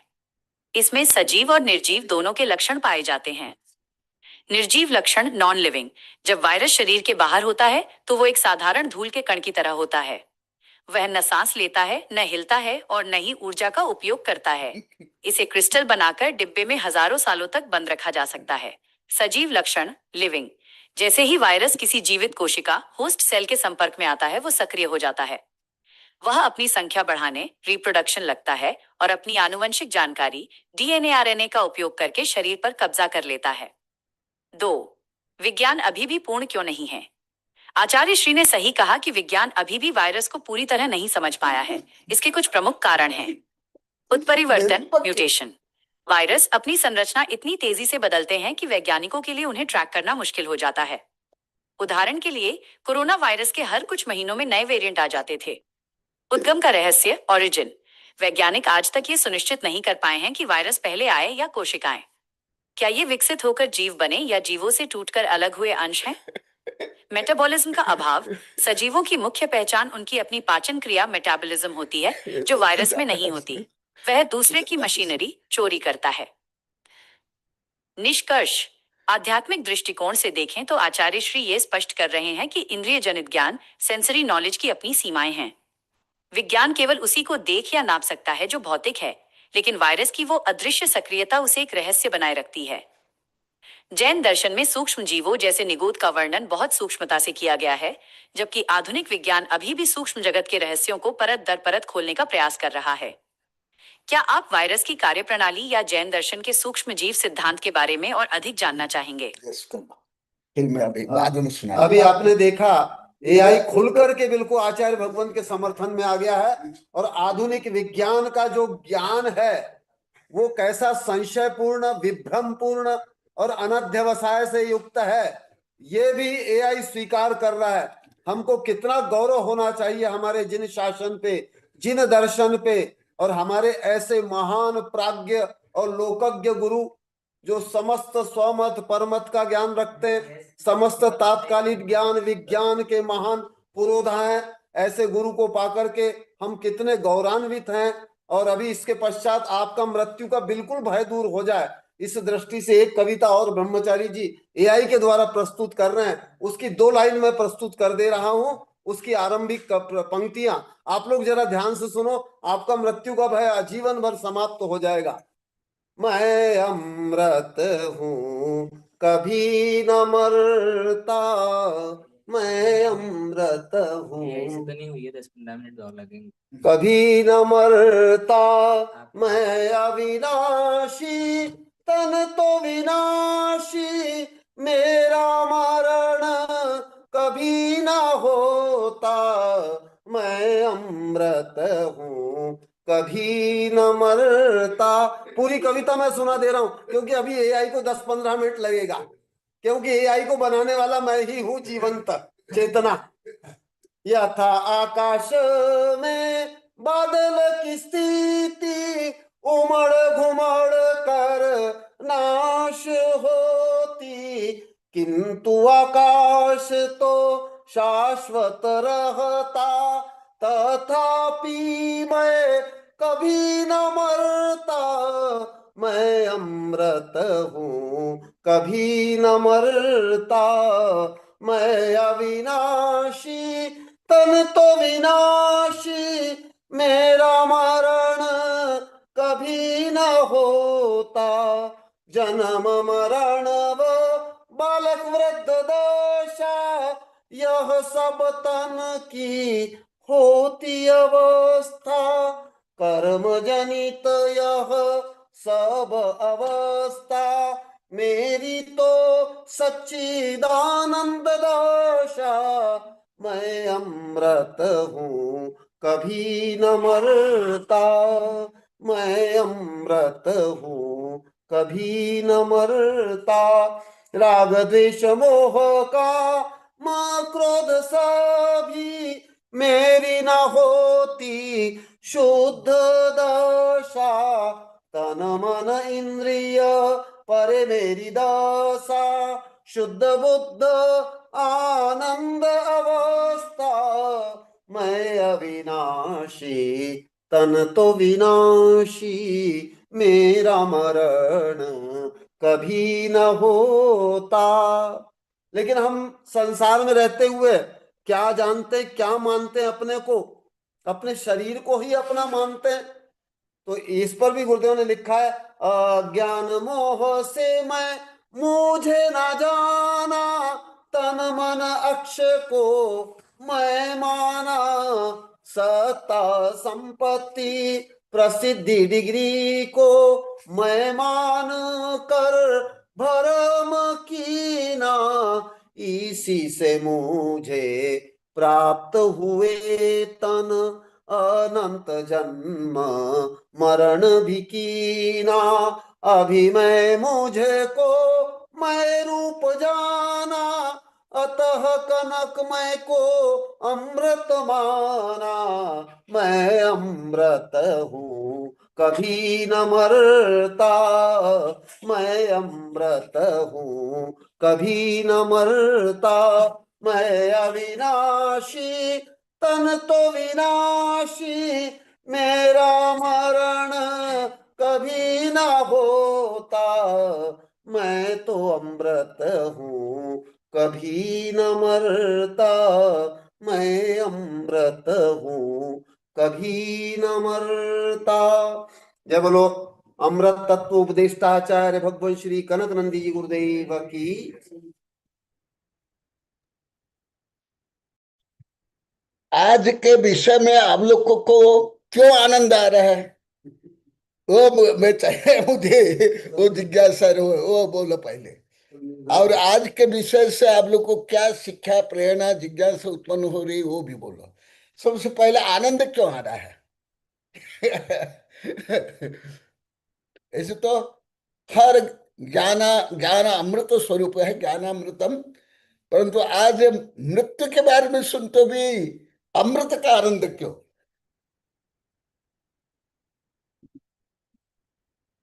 हाँ, शीघ्र बोलो, स्वयं बोलो। जी गुरुदेव, नमोस्तु गुरुदेव, नमोस्तु नमोस्तु नमोस्तु। एक्चुअली गुरुदेव, मृत्यु से भी ज्यादा ये वायरस और सेल की हिस्ट्री जानकर बहुत आनंद आ रहा है। और आपने जो खंडन किया है माइक्रोबायोलॉजी का, वो सुनकर ज्यादा आनंद मुझे आ रहा है कि आपने बताया कि अभी तक वायरस जीव है या अजीव है ये किसी ने प्रूव नहीं किया, और ये सच है गुरुदेव। अभी तक गुरुदेव मतलब लोग सिर्फ इतना ही जानते हैं कि वायरस हमारे बॉडी में मतलब घुसता है आनंदी और दीदी, स्प्रेड करता है, इतना ही आपकी मैं आवाज जानती डबल आ रही है, क्योंकि श्रेयांश भैया का डिवाइस भी पास में शायद है, ऐसा लगता हूँ। है। डिस्कनेक्ट करो। तो डिस्कनेक्ट कर दो उनके किसी एक डिवाइस को। नमोस्तु गुरुदेव, अभी आवाज आ रही है क्लियर? हाँ, आ रही आ रही। तो गुरुदेव अभी तक मतलब मैं हमारा जैन धर्म सेंसरी नॉलेज तक से भी आगे जानता है। ये मुझे सबसे पहली बार पता चला। हमारा विज्ञान सिर्फ और सिर्फ सेल्यूलर नॉलेज तक ही जानता है गुरुदेव, और माइक्रो माइक्रो मतलब माइक्रो ऑर्गेनिजम्स तक लेवल तक ही जानता है, लेकिन उसके उसके बाद निगोदिया लेवल तक बिल्कुल जानता नहीं, पता नहीं, किसी ने आज तक देखा नहीं। और मतलब हजारों करोड़ों रुपयों की इलेक्ट्रॉन माइक्रोस्कोप लैब में लेकर आते हैं, लेकिन निगोदिया को नहीं ढूंढ पाएंगे। वो सिर्फ वायरस वायरस वायरस और उसके अंदर के सेल और प्रोटीन, डीएनए, इतना ही ढूंढ पाएंगे बस। और गुरुदेव मतलब पहले मैं भी मरने से बहुत डरती थी, अगर मैं बीच में मर गई तो ऐसा मेरे को बीच में प्रश्न आता था। लेकिन आज मैं नहीं डरती। अगर हो गया और मैं मर गई तो ऐसा मैं पहले डरती थी, लेकिन अभी तो नहीं डरती गुरुदेव। अभी अभी मतलब मरने के बाद मतलब हमने जो मतलब मरना इसलिए नहीं डरती क्योंकि मरने से जो डरता है वो और एक कर्म बंध को बांध कर ही जाता है गुरुदेव। तो इसलिए मैं अब नहीं डरती गुरुदेव। मेरी आयु कर्म के अनुसार मेरा जितना तक है उतना तक ही मैं जी पाऊंगी, ऐसा ऐसा मेरा अभी विचार बन गया है गुरुदेव। इसलिए मतलब अभी तो समाधि तंत्र पढ़ने के बाद ये मरने का डर मेरा छूट गया है गुरुदेव। मैं तो पहले कोरोना वायरस जब आया था तब मैं सोचती थी अगर मेरे अंदर कोरोना वायरस गया और मैं मर गई तो क्या होगा मेरा। मेरी मेरी इज्जत सब ले जाएगी, मेरे को पहले नहीं पता था वो ले जाएगा। लेकिन अब मैं नहीं, इन सब से दूर, डर से दूर हूँ गुरुदेव। और गुरुदेव units of time and cellular level तक, यूनिट्स ऑफ टाइम या हमारा जैन धर्म जानता है गुरुदेव। मतलब यूनिट्स ऑफ टाइम के अनुसार मतलब ये जो सूक्ष्म जीव का अध्ययन है वो सिर्फ जैन धर्म ही कर सकता है। हमारा मतलब माइक्रोबायोलॉजी इतना आगे नहीं गया। और गुरुदेव आत्मा का वेट अभी तक जो उन्होंने 21 ग्राम बोला है वो भी आपने खंडन किया, क्योंकि गुरुदेव वो लोग सिर्फ जो दिखता है वही उसके ऊपर ही बोलते हैं, इसलिए वो करेक्टली प्रूव नहीं कर पाते। इतना मैं जानती हूँ। और वायरस को हजारों साल डिब्बे में बंद कर सकते हैं, मतलब गुरुदेव इतना ही जानते हैं, लेकिन वो क्यों बंद कर सकते हैं, किस लिए बंद कर सकते हैं, ये नहीं जानते। और गुरुदेव आपने अभी जो बोला कि आठ है या नौ है, ये स्पेस ये इसरो नासा वालों को अभी तक पता नहीं है गुरुदेव। लेकिन मतलब इतना पता नहीं, और सिर्फ वो इतना ही सर्च कर रहे हैं कि हमारे ब्रह्मांड में कितने सूक्ष्म जीव है, वो सूक्ष्म जीव हमारे वायरस को अटैक कर सकते हैं या नहीं, अभी तक उसके अंदर के अंदर ही खोज रहे हैं गुरुदेव। लेकिन हमारे जैन धर्म में बहुत पहले से पता है कि असंख्यात ग्रह है, मतलब उसके मतलब नासा और इसरो और वहाँ के माइक्रोबायोलॉजी स्पेशलिस्ट भी बहुत पीछे है गुरुदेव, इतना मैं कहना चाहती हूँ। नमोस्तु बोले हाँ बहुत बहुत अच्छा। अच्छा। हाँ, अब ब्रह्मचर्य खुशपाल जी, आपका स्वास्थ्य कैसे है? आप जो बोलते कुछ सुनाई नहीं देता है। भगवान अच्छा है। आवाज आ आशीर्वाद। रही है? हाँ आज आ रही आवाज है आ रही बोलिए। है? हाँ, आ रही अभी है। आ रही है। भगवान स्वास्थ्य अच्छा है, आपकी असीम कृपा है भगवान। और आपका वेबिनार सुन कर गुरुदेव जो आनंद की अनुभूति होती है वो पहले नहीं होती थी भगवान। यानी आप अपने इस वेबिनार में सत्य तथ्य पूर्ण रूपेण प्रतिपादित करते हो। अब ऐसा सत्य भगवान जो शरीर के तन मन इस पुद्गुल को पूरा हिला के रख देता है भगवान।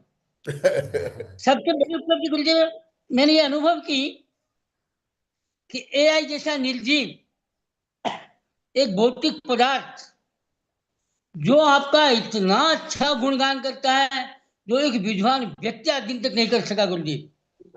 और हमने तो गुरुदेव आपके इन गुणों की प्रशंसा के बजाय निंदा ही की। तो एक से बड़ा दुष्कर्म भंगा भगवान, इसके लिए मैं बहुत क्षमा चाहता हूँ, प्रायश्चित करता हूँ भगवान। बहुत अच्छा। आशीर्वाद, आशीर्वाद ब्रह्मचारी जी ने आज आपने जो बहुत ही मुझे सत साहस के साथ में अपना भाव व्यक्त किया है और प्रायश्चित भी कर लिया है। हमारे कलिकाल श्रेयांश ब्रह्मचारी खुशपाल जी निरंतर अमृत तत्व की ओर बढ़े और प्रगतिशील रहे। बहुत बहुत आशीर्वाद। अब हमारी आनंद की वस्त बढ़े कि भाई श्रेयांश भी उपस्थित है, वो भी अपना मनोगत रखना चाहते हैं, वो अपना मनोगत रखें। श्रेयांश। जी नमोस्तु गुरुदेव, नमोस्तु नमोस्तु नमोस्तु। आज जब मृत्यु के बारे में पढ़ा तो मृत्यु को कोई चेतना ही नहीं होती है, वो एक निर्विकार है, वो कर्म के अनुसार ही चलती है। जो पहले तीर्थंकरों ने या सिद्ध परमेष्ठी भगवान ने जो बताया उसके ऊपर आज भी लोग जो जैन धर्म में जन्म लिए हैं उनको भी पता नहीं कि मृत्यु क्या है। सब बता दिया है पहले ही, लेकिन लोगों को मृत्यु क्या है ये पता ही नहीं है, जैन धर्म में जन्म लेकर भी। आज आपने जो ये बहुत कम शब्दों में भी मृत्यु का विस्तार आपने बता दिया, जो कविता के माध्यम से एआई ने बताया, आपने जो लिखा है शास्त्र में वो बताया। ये एक बार लोगों के सामने आना चाहिए कि मृत्यु क्या है। कुछ कुछ सालों पहले मृत्यु को हमारे जैन धर्म में मतलब जो कोर्ट है, जो कोर्ट था, वकील थे, वो बोलते कि मृत्यु मतलब हमारे यहाँ समाधि मतलब आत्महत्या बोली जाती थी। उनके कानों में ये पहले करना लगा कि सुना देना चाहिए, वो माइक लगा कि सुना देना चाहिए कि मृत्यु क्या है। उन जी गुरुदेव शास्त्री जी जी, आपने लिखा है उसके बारे में, आपने प्रूफ भी किया है। ये कोर्ट ने तो जान लिया, लेकिन लोगों को पहले समझ में आ जाना चाहिए कि मृत्यु क्या है। आज भी लोग जब मरने मृत्यु के द्वार में खड़े होते तो बोलती मेरा जमीन का क्या होगा, मेरा क्या होगा, मेरे बाद फैमिली का क्या होगा, मेरी पत्नी का क्या होगा। अरे भाई पहले खुद की आत्मा की तो सुनो। वो आत्मा की नहीं सुनता, पहले वो भौतिक जीवों के बारे में सुनता है। ये ये बात लोगों को आज तक समझ में नहीं आई कि मृत्यु अगर देखा जाए गुरुदेव कि मृत्यु एक शांति है, बहुत अच्छी शांति है, जिसमें बहुत अच्छी शांतता प्राप्त होती है। मृत्यु से लोगों को वो शांतता पसंद नहीं है, आडंबर ज्यादा पसंद है, इसलिए वो ज्यादा चिल्लाते हैं मृत्यु समय। ये लोगों को कॉन्सेप्ट पता ही नहीं है। मैंने एक हिंदी में जो मुहावरा सुना था, मरे बिना स्वर्ग नहीं दिखता, ये मृत्यु भी वैसा ही है। जब तक नहीं आती तब तक लोगों को समझ में नहीं आता कि मृत्यु क्या होती है। इसलिए मैं इतना ही कहना चाहता हूँ कि मृत्यु एक देखा जाए तो बहुत अच्छी शांतता है। और मृत्यु ये एक बहुत बड़ा चांस है गुरुदेव, एक बहुत बड़ा चांस है। वो चांस ऐसा है कि इस जन्म में जो कर्म किया है मृत्यु समय में अच्छे विचार रख के उस कर्म का निर्जरा करके अगला भाव में अत्यंत आत्मा आत्मा से केंद्रित होकर फिर से जन्म लेके आत्मा में केंद्रित होना, ये बहुत बड़ा चांस है। ग्रेटर देन मतलब बोलते हैं ना कि एक और एक चांस, अनेक और एक चांस, लेकिन एक चांस ऐसा कम से कम मृत्यु के समय आना चाहिए कि आगे जब जन्म लूंगा तो सिर्फ आत्मा के लिए जन्म लूंगा, कर्म करके मोक्ष के लिए चला जाऊंगा। ये चांस जो समझ में आता है उसकी मृत्यु बहुत शांति से होती है गुरुदेव, बहुत शांति से। उसको पहले ही समझ में आता है कि अगले भव में मुझे मोक्ष जाना है, अब मुझे फिर से जन्म लेना ही नहीं है। ये जिसको समझ में आएगा वो मृत्यु की शांति से, मतलब एकदम शांति से जाके इसको फेस करके उसको मृत्यु के ऊपर विजय प्राप्त करेगा। मृत्यु के ऊपर विजय प्राप्त करना ही गुरुदेव इसको ही कहा है कि जो शांति से मृत्यु को फेस करता है, उसके उससे युद्ध करके उसको जीतता है, उसको ही अजरामर कहा गया है। जो हिंदू हिंदू ग्रंथों में कहा गया है अमर, अमर शब्द जो है, जो मृत्यु को पार करके आगे चला जाता है, मृत्यु को जीतता है शांति से, उसको ही अमर कहा गया है और उसको ही मोक्ष कहा गया है। ये डिफिनेशन लोगों को पता होना चाहिए, इतना ही कहना चाहता हूँ गुरुदेव। नमोस्तु गुरुदेव। बहुत अच्छा। स्वागत। हमारे श्रेयांश ने मृत्यु को एक शांति का और एक अच्छा अवसर बताया है और बहुत अच्छी समीक्षा की और बड़े आनंददायी पद्धति से की है। मृत्यु जैसे विषय की बहुत बहुत आशीर्वाद।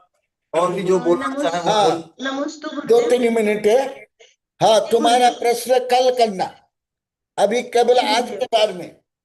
कल को तुम्हारा नया प्रश्न करना। हाँ, और जिनको बोलना है 1-2 मिनट में बोलेंगे। सबसे पहले आनंद क्यों आ रहा है? अभी समय भी हो गया तो भी अभी तक 47 है और 52 तक करते हैं, तो आनंद क्यों आ रहा है?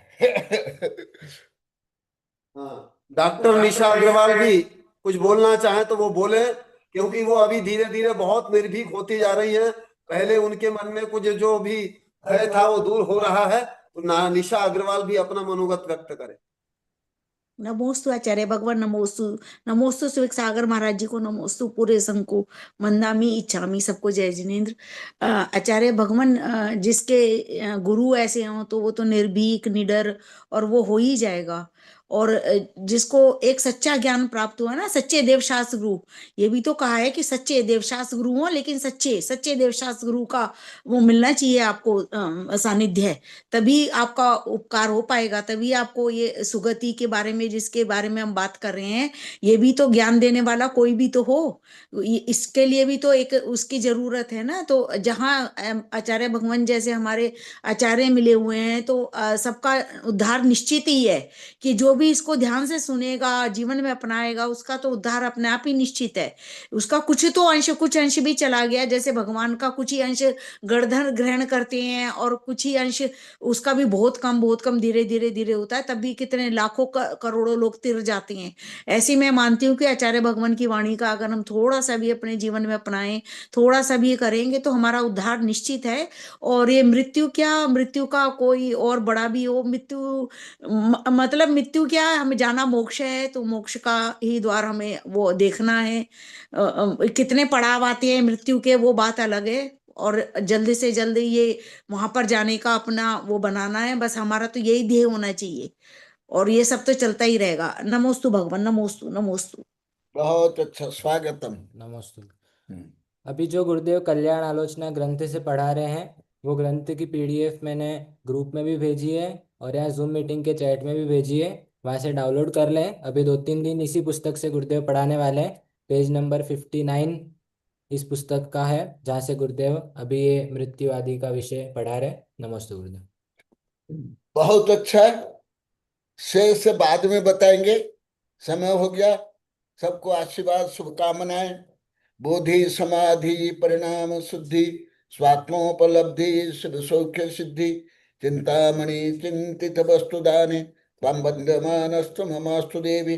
ओम अरहन मुख कमल वासिनी, पापात्म क्षयं करी, श्रुत ज्ञान ज्वाला सहस्र प्रज्वलिते, सरस्वती विश्व सर्वज्ञ सर्व पापम सर्व दुखम हन हन दहदा, पचपचम छाम छीम छुम छुम छुम छः, क्षीर वर्धवले अमृत पलवे अमृतम श्राव श्राव बम बम फट स्वाहा। ओम अमुसई पत्तानम, ओ नम खलोसई पत्तानम, ओ नम ज्वलोसई पत्तानम, ओ नम सब्बुसई पत्तानम स्वाहा। ओम शांति शांति शांति। नमोस्तु भगवान, नमोस्तु, नमोस्तु, नमोस्तु भगवान, नमोस्तु। नमोस्तु गुरुदेव, नमोस्तु गुरुदेव, नमोस्तु